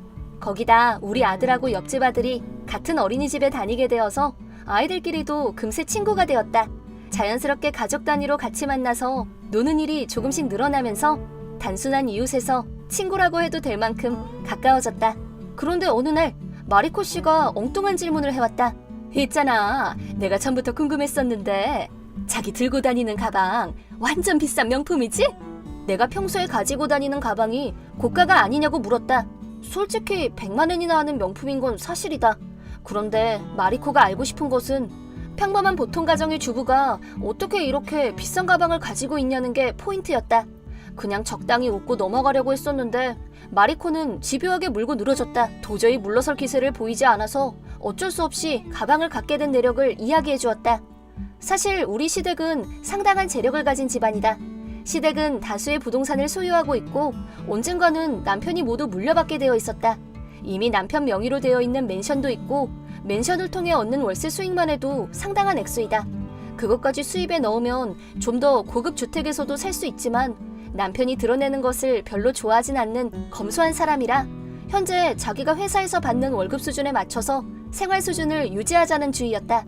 따라서 월세 수입은 거의 대부분 아이를 위해 은행에 저금하고 있다. 이 가방은 결혼기념일에 남편이 특별히 사준 것이었다. 이런 집안 사정을 대략적으로 마리코 씨에게 얘기해줬다. 굳이 숨길 얘기도 아니지만 그렇다고 남한테 먼저 얘기할 일도 아니라 웬만하면 말하고 싶지 않았던 얘기였다. 그래서 지금까지 말하고 있지 않았던 건데 이렇게 되어버렸고 이게 특별히 문제가 될 건 아니라고 생각했었다. 그런데 그 짧은 대화가 훗날 큰 사건을 불러일으키는 도화선이 되리라고는 그때는 꿈에도 생각지 못했었다. 내 이름은 야마자키 이치로, 32살의 평범한 공무원이다. 부모님은 상당한 재력가이지만 되도록 경제적으로 의존하지 않으려고 노력하고 있다. 하지만 아내인 사나이가 옆집 부인에게 얘기한 것 같았다. 옆집 여자가 너무 끈질기게 물어봐서 할 수 없이 얘기했다고 한다. 뭐 굳이 꼭 감춰야 하는 것도 아니니까 문제될 거야 없으려니 하고 그때는 좀 찜찜하기는 했어도 별 생각 없이 흘려들었다. 그리고 얼마 후 옆집 남편인 마코토 씨와 같이 술을 한잔 하러 갔을 때도 나의 부수입이 얼마나 되는지 알고 싶어 했다. 본인은 자기도 부동산 투자에 관심이 있어서 참고로 삼고 싶다고 말했다. 술자리의 편한 분위기 탓이었는지 나도 모르게 구체적인 금액까지 다 얘기를 해주고 말았다. 그리고 며칠 후 뜻밖에도 옆집 부인 마리코 씨가 나한테 직접 라인을 보내왔다. 안녕하세요. 갑자기 연락드려서 죄송해요. 지금 시간 괜찮으세요? 네, 뭐 괜찮습니다만 무슨 일이시죠? 제가 급하게 부탁드릴 일이 있어서요. 혹시 오늘 저녁에 시간 좀 있으세요? 오늘 저녁에요? 퇴근 후에는 시간이 있긴 한데. 그럼 잠깐 뵐 수 있을까요? 가능하면 둘이서만. 둘이서요? 저하고 마리코 씨하고? 네, 혹시 내키지 않으신가요? 내키지 않는다기보다는 왜 그러시는지. 실은 남편 문제로 상담을 좀 하고 싶어서요. 마코토 씨 문제로요? 네, 상황이 좀 심각해서요. 라인으로 말하긴 뭐한데 아무래도 남편이 외도를 하는 것 같아요. 아, 그러세요? 확실한 물증은 없지만 무슨 말씀이신지 알 것 같네요. 그런데 그런 얘기라면 저보다는 사나이한테 하시는 게 더 좋지 않을까 싶은데요. 이왕이면 사나이도 불러서 셋이서 같이 만나는 게 어떨까요? 저도 그럴 수만 있다면 그러고 싶은데요. 그럴 수가 없어요. 아니, 왜요? 사실 이건 어디까지나 추측인데요. 사나이 씨하고도 좀 관련이 있는 것 같아서요. 아무튼 더 자세한 얘기는 만나서 하고 싶어요. 네, 알겠습니다. 퇴근하고 다시 연락드리죠. 그렇게 해서 나는 마리코 씨와 술집에서 보기로 했다.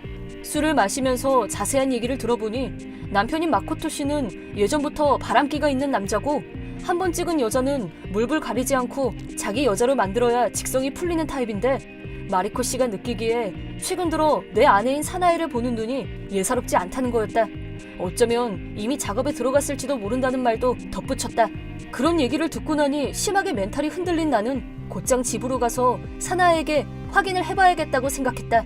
그런데 같이 술을 마시고 있던 마리코 씨가 진짜 남편이 아니고 원수예요, 원수. 이치로 씨처럼 성실하고 반듯한 사람을 옆에 두고 어쩜 그렇게 학습 능력이 떨어지는지. 술이 많이 들어갔는지 마리코 씨가 주정을 하기 시작했다. 그냥 두고 갈 수도 없고 해서 집까지 데려다 주었다. 그런데 남편은 마리코 씨한테서 그런 얘기를 들었다고 다음날 나한테 얘기해 주었다. 세상에, 설마 옆집 남편이 그런 사람일 거라고는. 하지만 나는 그런 의심을 받을 만한 일을 한 기억이 전혀 없었다. 옆집 남편의 연락처를 가지고 있지만 따로 무슨 연락을 받은 적도 한 번도 없었다. 그래서 마리코 씨가 오해를 심하게 한 거려니 그렇게 생각했다. 아무튼 조심해, 알았지? 알았어.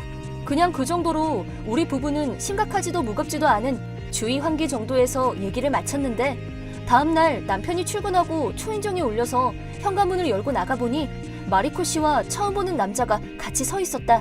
마리코 씨는 아침부터 잔뜩 화가 난 얼굴이었고 남자는 양복 안쪽 주머니에서 명함을 꺼내 내밀었다. 저는 변호사 오카베라고 합니다. 잠시 얘기를 좀 나눌 수 있을까요? 어쨌든 일단 두 사람을 집 안으로 들어오게 했다. 무슨 일이시죠? 이해할 만한 설명이 듣고 싶네요. 설명은 아까 이미 한 것 같은데? 변호사가 했죠. 근데 고소를 한 건 마리코 씨잖아요. 난 마리코 씨 본인한테 무슨 이유로 이러는지 설명을 듣고 싶어요. 아까도 말했지만 당신 남편이 나를 범하려고 했어. 이건 엄연한 성폭행이야. 난 남편이 그런 짓을 할 사람이 아니라고 믿어요. 그쪽 남편도 그때 꽤 취한 상태라서 순간 이성을 상실했던 거겠지. 변호사가 증거 사진도 보여줬잖아. 네, 그런데 어떻게 그렇게 정확한 타이밍에 사진을 찍을 수 있었어요? 우리 남편하고 마리코 씨가 집으로 들어가는 사진을 누가 찍었어요? 그건 우리 집 앞에 설치한 CCTV에 찍힌 거야. 그 영상을 캡처한 사진이야. 그래요? 솔직히 나도 잘못이 아주 없는 건 아닌데 남편하고 요즘 사이가 좋지 않다는 얘기를 해버렸으니까 내가 틈을 줬다고 오해했을 수도 있어. 근데 나는 확실하게 싫다는 의사표시를 했어. 그런데도 이치로 씨가 억지로 나를...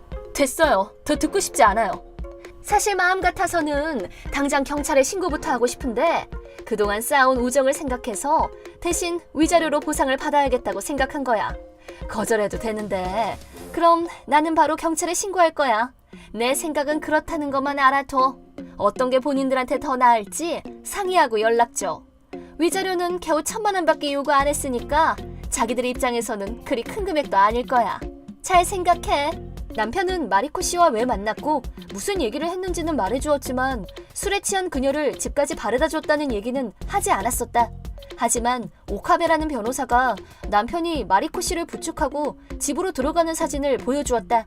그리고 남편이 마리코 씨를 범했으니 위자료를 지급하라는 말을 하고 돌아갔다.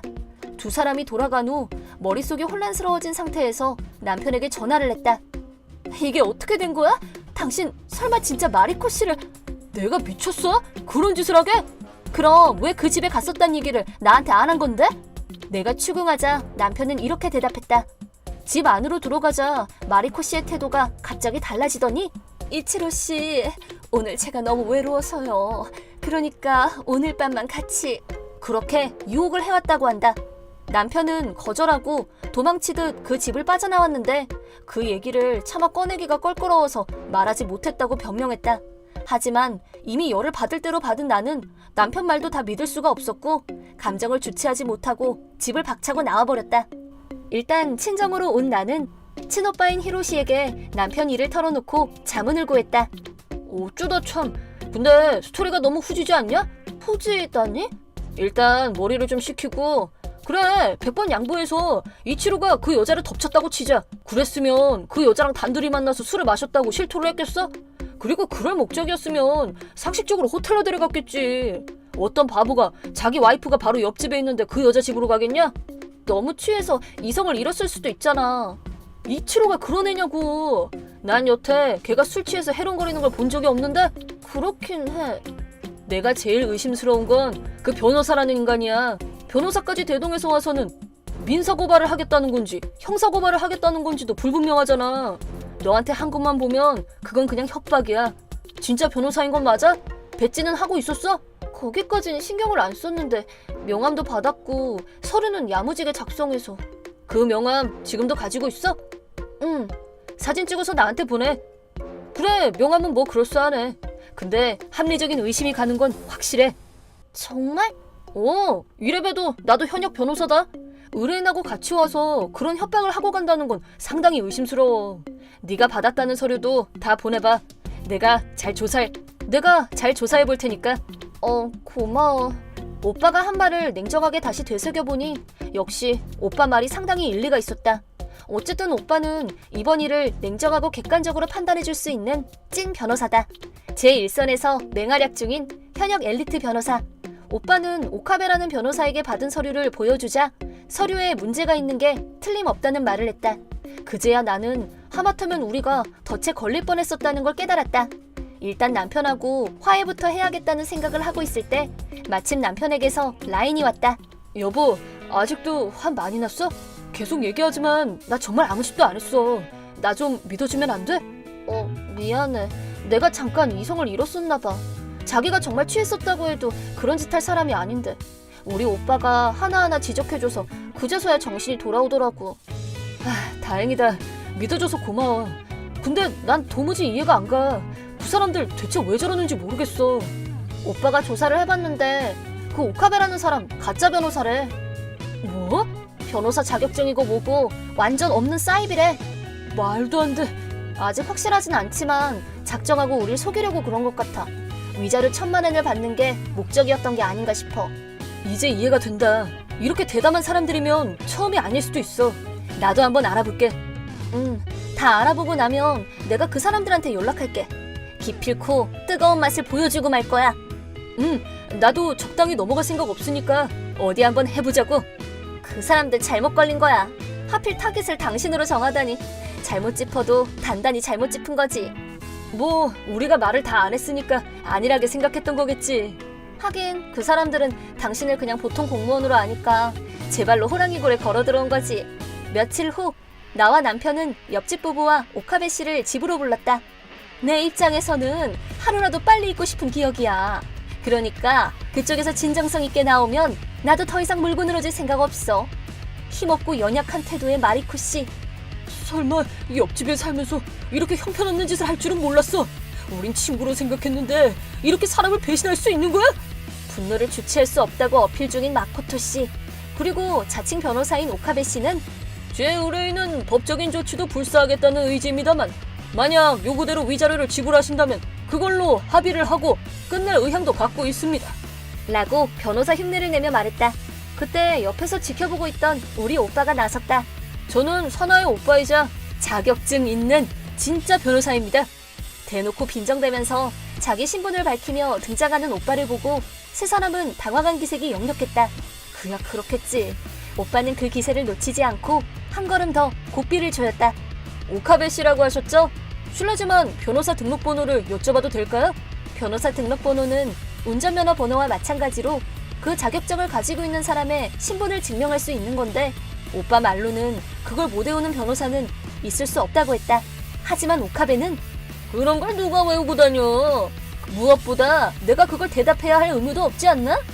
당황했는지 말을 얼버무리면서 반론을 했지만 찐 변호사가 그 정도 반응에 물러설 리가 없었으니 그게 오카베란 이름을 아무리 검색을 해도 변호사 명단에 없어서요.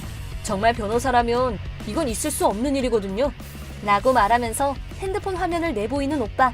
변호사는 이름이나 등록번호로 변호사협회 공식 홈페이지에서 신원을 확인할 수 있다고 한다. 다시 말해서 거기서 이름이 나오지 않는다면 참고로 한마디 덧붙이자면 변호사 자격증이 없는 사람이 변호사를 사칭하면 엄중한 법의 처벌을 받게 됩니다. 오빠의 이 한마디에 세 사람은 숨소리도 내지 못했다. 하지만 이게 끝이 아니었다. 이어서 남편이 형사 몇 명과 함께 집으로 와서 이 세 사람을 연행해 갔다. 죄목은 변호사를 사칭한 것 말고도 더 있었다. 알고 보니 이 세 사람은 우리에게 했던 비슷한 수법으로 벌써 여러 번 금품 갈취한 전과가 있는 사기 협박 그룹이었다. 아이까지 있는 사람들이 부끄러운 줄도 모르고 이런 짓을 상습적으로 저지르다니. 이제 더 숨기고 말 것도 없다. 남편의 진짜 직업은 경찰관이다. 평소에는 일부러 직업에 대해 정확하게 말하지 않고 공무원이라고 둘이 뭉실하게 자기소개를 했기 때문에 옆집 사람들도 눈치채지 못했었던 것 같다. 옆집 부부의 수법에서 상습범의 냄새를 맡은 남편은 본격적으로 조사를 했고 그리하여 옆집 부부의 사건을 담당하던 형사들과 연락을 해서 같이 오게 된 것이다. 우여곡절이 길었지만 어쨌든 세 사람을 통쾌하게 체포할 수 있었다. 오카베라는 사람은 옆집 부부의 선배로 사기 그룹의 리더 격이었다. 세 사람 모두 유죄 판결을 받고 실형을 살게 될 것으로 보인다. 혼자 남게 된 아이는 할아버지 할머니가 와서 데려갔고 그렇게 이 사건은 마무리되었다.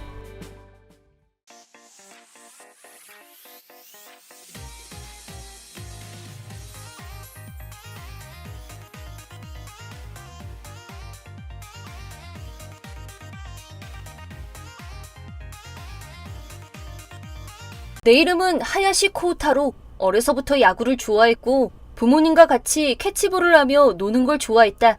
초등학교 1학년 때부터는 집 근처 소년 야구단에 들어가서 야구를 시작했고 집에 와서도 자율 연습을 하면서 야구에 대한 열정을 키워왔다. 하지만 마음과는 달리 운동신경이 별로였던 나는 체격도 왜소하고 달리기도 느리고 야구에 별다른 재능을 나타내지 못했다.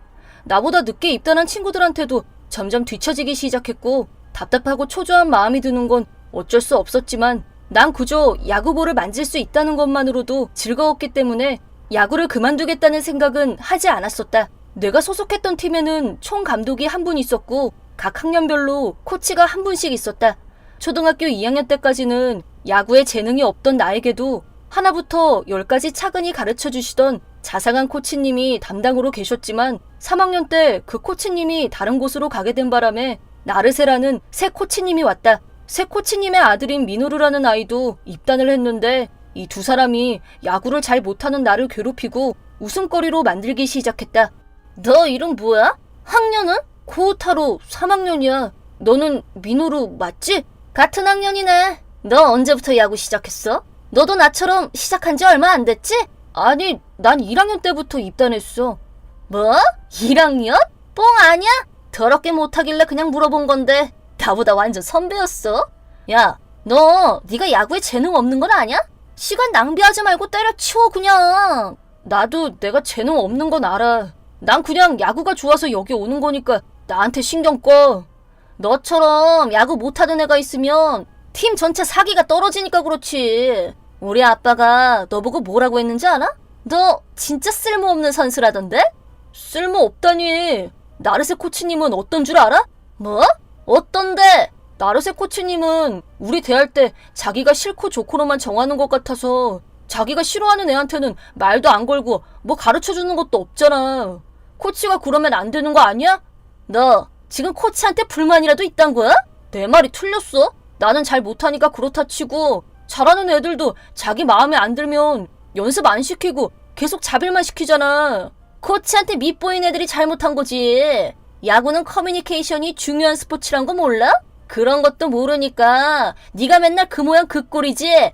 누가 그걸 모른대? 코치님이 완전히 자기 기분에 따라 맘대로 하니까 그렇지. 상대방 생각은 안 하고 자기 기분대로 하는 게 무슨 커뮤니케이션이야. 땅꼬마애, 야구도 못하는 게 입만 살아서 나불나불거려? 말하고 싶은 게 있으면 공이나 똑바로 던지고 나서 말해. 쓸모없는 주제에 말은. 너도 공만 빠르지 컨트롤은 꽝이잖아. 뭐가 어쩌고 어째? 야, 왜 흥분을 하고 그래? 미노루는 내가 한마디도 지지 않자 화가 났는지 주먹을 쥐고 달려들었다. 심상치 않은 분위기를 감지한 다른 코치들이 달려와서 싸움을 말렸다. 싸움은 안 돼 라는 주의를 받고 작은 다툼은 일단락됐다. 미노루는 우리 학년에서 덩치도 제일 컸고 어깨 힘이 좋은 아이였다. 야구 재능도 뛰어나서 상급생들하고 같이 연습을 해도 전혀 밀리지 않았다. 그런 자신감이 자만이 됐는지 매사에 자기 중심적인 태도를 보였다. 나처럼 실력이 별로인 애들한테는 뒤에서 몰래 숨어서 어떻게 괴롭혀줄까만 궁리하는 녀석이기도 했다. 미노루가 자기 멋대로 굴었던 건 자기가 남들보다 잘났다는 우월감 때문만은 아니었을 것이다. 그 뒤에는 미노루의 아빠 나르세 코치가 있었기 때문이다. 나르세 코치는 자기가 싫고 좋고에 따라 선수들을 제멋대로 평가했기 때문에 누굴 편애하고 있는지가 바로 드러나는 사람이었다. 나르세 코치님, 러닝 다 마쳤어요. 저도 이제 번트 연습해도 돼요? 뭐? 번트? 네가 그걸 어떻게 해? 지구력도 없는 놈이 말이 돼? 넌 그냥 러닝이나 더 해. 저 벌써 1시간 넘게 달렸는데요. 왜 저만 공도 못 만지게 하고 타격 연습도 못하게 하시는 건데요?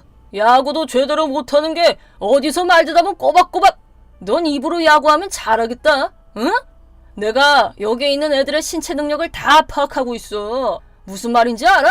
내가 다 생각이 있어서 너는 러닝만 하라는 거야. 알겠어? 잔말 말고 시키는 거나 잘해. 그래도 이건 좀... 너 지금까지 한 번도 시합에 뽑힌 적 없었지? 5학년이나 돼서 한 번도 스타트 멤버에 뽑힌 적이 없는 건 너밖에 없지? 그래서 말인데요. 그건 나르세 코치님이 감독님한테 저에 대한 평가를 낮게 주니까 그런 거 아닌가요? 제가 다른 애들보다 특별히 잘하는 건 아니지만 시합에 나가지 못할 정도로 못하는 건 아니라고 생각합니다. 아, 여태치 주제도 모르고 저러고 있으니까 어이가 없다, 어이가 없어. 그럼 구체적으로 제가 어디가 부족한지 가르쳐주세요. 이유도 모르고 러닝만 한다고 제가 달라지는 건 아니잖아요. 야, 나는 너한테 아무 기대를 안 해. 너는 아무리 해도 야구는 안 돼. 그냥 다 관두고 집에 가서 공부를 하는 게 차라리 낫지 않겠냐? 저는 야구가 좋아서. 넌 안 된다니까. 내가 너한테 야구를 가르치는 건 시간 낭비랑 똑같은 거라고. 야구가 그렇게 좋으면 저기서 잡초나 뽑으면서 애들 하는 거 구경이나 해. 어떻게? 잡초 뽑는 것도 다 기초 체력 운동이야. 러닝 하기 싫으면 잡초 뽑던가. 그것도 팀에 공헌하는 건데 나쁠 거 없겠다. 저를 선수로 육성할 생각이 없으시단 거죠? 그럼 저는 제가 알아서 연습할래요. 난 너처럼 시건반진 녀석들이 진짜 맘에 안 들어. 넌 어차피 시합에 못 나가. 그냥 포기해. 아니요, 절대 포기 안 해요. 그래? 됐다. 네가 알아서 하든지 말든지 내 알 바 아니다. 그만 가볼게요. 나르세 코치는 나에게 아무런 지도도 하지 않았다. 오로지 러닝만 시키고 다른 연습엔 참가시켜주지 않았다. 이유는 단지 내가 싫어서. 하지만 날 왜 싫어하는지는 모르겠다. 모르긴 해도 순간순간의 기분으로 정하는 것 같았다. 5학년이 된 지금도 내 실력은 여전히 뛰어나다고는 할 수 없지만 지난 몇 년간 하루도 빠지지 않고 자율 연습을 해왔고 프로 야구 시합도 꼬박꼬박 챙겨보면서 내 나름대로 연구도 하고 노력해왔다고 생각한다. 그렇기 때문에 나도 시합에 나갈 자격은 충분히 있다고 생각했다. 부모님도 문제성을 느끼고 감독님께 항의를 한 적도 있다. 하지만 감독과 코치는 아주 오래전부터 알고 지낸 사람들이라 감독의 코치에 대한 신뢰도는 상당히 높은 편이었다. 특히 우리 학년은 나르세 코치한테 완전히 일임하고 있었기 때문에 코치의 지도 방법에 대해 이의를 제기할 수 있는 사람은 없었다. 하지만 나는 그래도 포기하기 싫었다. 좋아하는 야구를 그만두고 싶지 않았고 아직 실력이 부족하다는 건 나 스스로도 잘 알고 있었다. 남들보다 재능도 없고 실력도 잘 늘지 않는다는 것도 알고 있다. 그럴수록 나는 매일매일 자율 연습을 하면서 더욱더 노력했다. 하지만 그 후로도 내가 스타트 멤버에 뽑히는 일은 없었고 그렇게 나의 소년 야구단 시절은 막을 내렸다. 중학교에 올라갈 때도 야구부가 있는 학교를 골라서 입학했다. 소년 야구단에서는 내가 하고 싶은 만큼 다 해보지 못했기 때문에 중학교에서는 무슨 일이 있어도 레귤러 멤버가 되고 말겠다는 강한 의지를 불태웠다. 하지만 입학 첫날 앞으로도 잘 부탁해 라고 뒤에서 낯익은 목소리가 들려왔다. 불길한 예감에 쌓여 천천히 돌아보니 피식피식 웃고 있는 미노루의 얼굴이 보였다. 놀라서 얼어붙은 내 어깨를 툭툭 건드리며 녀석은 내 앞을 지나갔다. 녀석이 나와 같은 학교에 입학한 사실을 알게 된 나는 절망감에 휩싸여 그 자리에서 굳은 채 서 있었다. 나도 미노루도 야구부에 들어갔다. 미노루는 예나 지금이나 나를 괴롭히는 일을 멈추지 않았다. 다른 사람들이 보지 않는 곳에서 발을 걸어서 넘어뜨리기도 하고 자기가 할 수 있는 한 여러 방법을 동원해 괴롭혔다. 하지만 나는 미노루에 대해서 크게 신경 쓰지 않고 최대한 야구 연습에만 몰두할 수 있었다. 왜냐하면 소년 야구부 때의 감독이나 코치와는 달리 중학교의 야구부 코치님은 나의 노력을 높이 사주었고 열과 성의를 다해 지도해 주셨기 때문이다. 또 내가 하고 싶은 만큼 충분히 연습할 수 있는 환경이 만들어져 있었다. 나 자신이 만족할 만한 시간을 보내고 있기 때문에 미노루가 뭐라고 하건 말건 크게 신경 쓰이지 않았다. 그렇게 연습에 연습을 거듭하다 보니 내 실력도 어느 순간부터 성장하는 것이 느껴졌고 2학년 때에는 3학년생들을 앞지르고 레귤러 멤버 자리를 차지하게 되었다. 우리 야구부 팀원들은 모두 인성도 좋아서 레귤러 멤버에서 제외된 3학년 형들도 씁쓸하지만 축하한다 라며 나를 격려해 주었다. 하지만 미노루는 달랐다. 야, 너 말이야. 너 코치한테 뭐 갖다 바쳤냐? 뭐라고? 뇌물 갖다 바친 게 아니면 어떻게 레귤러가 됐냐고. 네가 뭔데 레귤러야. 나도 못 들어갔는데. 난 아무리 생각해도 이해가 안 돼. 대체 뭐가 문제야? 코치님한테 내 실력을 인정받은 것뿐이야. 실력? 실력은 내가 너보다 위야. 너 코치한테 뭐라고 아부했냐고. 치사한 놈. 난 아부한 적도 없고 뇌물 같은 건 더더욱 안 했어. 난 노력했어. 누가 뭐라고 하건 말건 노력했다고. 헛소리 집어치워. 쇼다리 주제. 그래, 쇼다리도 못 이긴 게 누군데? 이게 진짜 나는 너보다 구속이 몇 배나 빨라. 그러니까 빠르기만 하지 컨트롤이 안 되잖아. 넌 예나 지금이나 달라진 게 없어. 연습을 게을리하니까 발전이 없는 거야. 이게 지금 누굴 가르치려고 들어?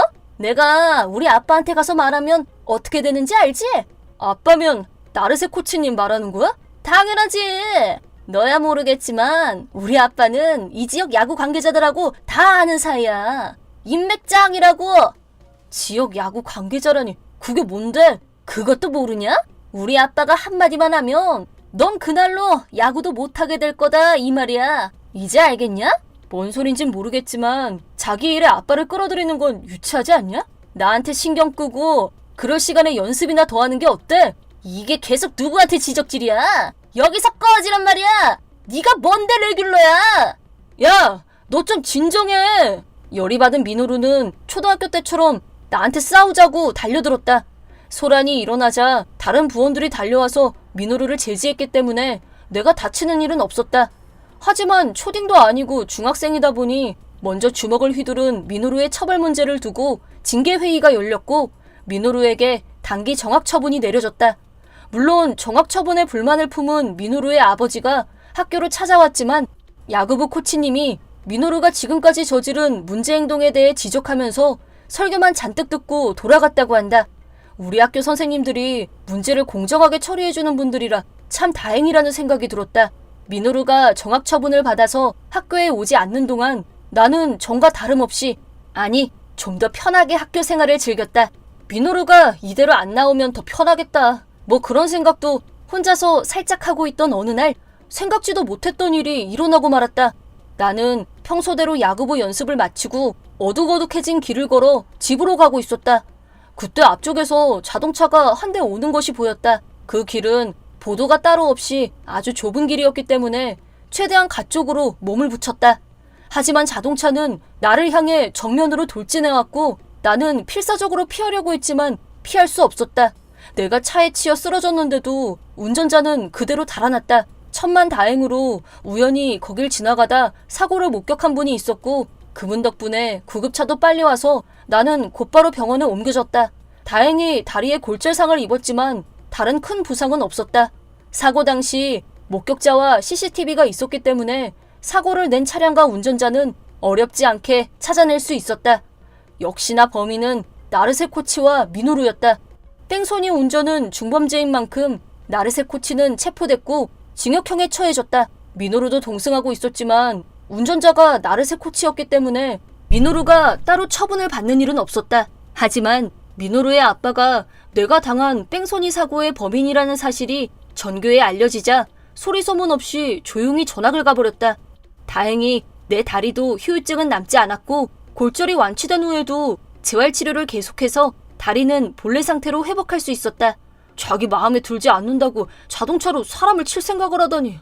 지금도 사고 당시나 나르세 코치, 민호루의 일이 떠오르면 공포가 밀려오기도 하지만 그럴수록 야구에 더 집중하면서 강한 정신력을 키우려고 노력했다. 성장기를 거치면서 키도 쑥쑥 자랐고 근력도 점점 세졌다. 하루도 거르지 않고 연습했던 것이 결실을 맺으면서 시합 중에 저지르던 실수도 최소한으로 줄어들게 되었고 레귤러 멤버로 발탁된 후 유격수 포지션을 맡게 되었다. 연습 시합, 공식 시합, 수많은 시합을 경험하면서 나름 팀의 공헌을 하고 중학교를 졸업할 수 있어서 다행이었다. 고등학교는 지역에서 1, 2위를 다투는 야구부가 있는 학교에 들어갔다. 고등학교 야구부에는 실력이 출중한 멤버들이 많이 있었다. 멤버들에게 자극을 받아 의욕도 더 올라갔고 늘 해오던 대로 자율 연습도 거르지 않고 계속했다. 2학년 여름 그토록 바라던 레귤러 멤버로 발탁됐다. 그리고 고우시엔 대회의 지역 예선이 바로 코앞으로 다가왔다. 지난 3년 동안 우리 학교는 준결승전에서 고배를 마시면서 고우시엔 대회 참가를 놓쳤었다. 따라서 올해 최대 최고 목표로 고우시엔 대회 재패를 내걸고 팀 전체가 하나가 되어 고된 연습도 마다하지 않았다. 드디어 지역 예선이 시작됐다. 시합 내용을 일일이 나열하기 어렵지만 우리 팀은 첫 경기부터 차근차근 승리를 얻으면서 결승전까지 쉬지 않고 달려왔다. 결승전 상대는 3년 연속 고우시엔에 출전한 전력을 가진 강호팀이었다. 그리고 상대팀 멤버 명단에서 민호루의 이름을 발견했다.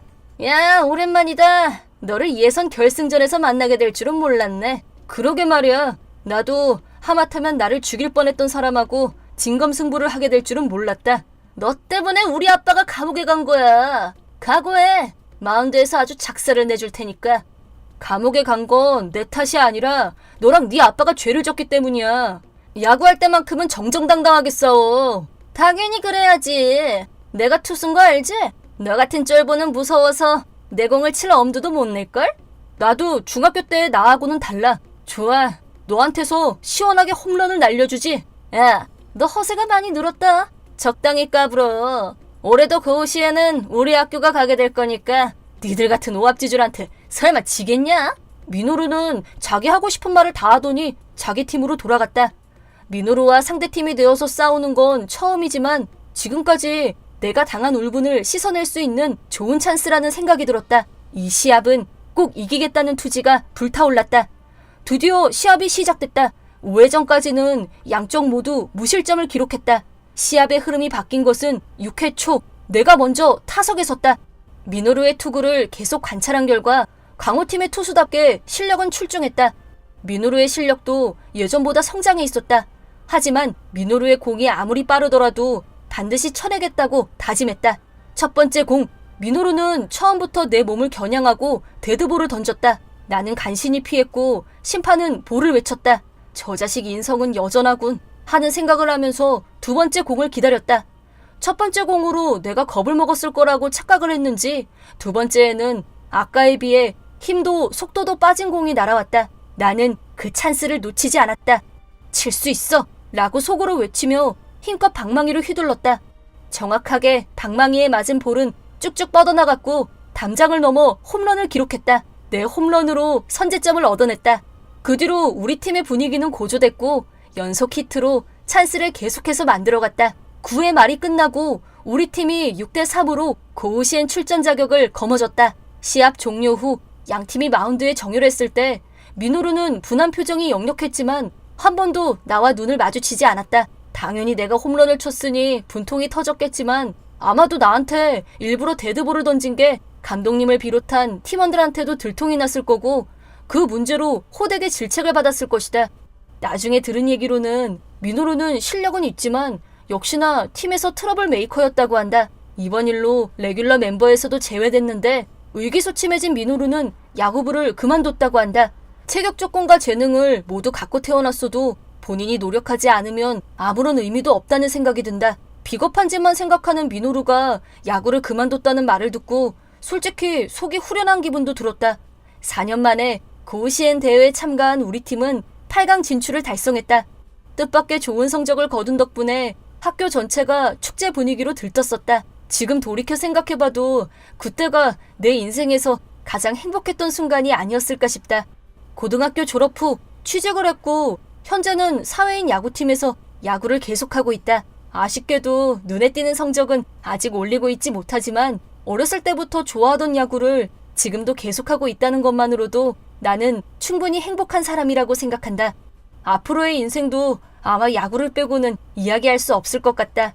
최선을 다하고 마지막까지 노력하는 사람이 되고 싶다.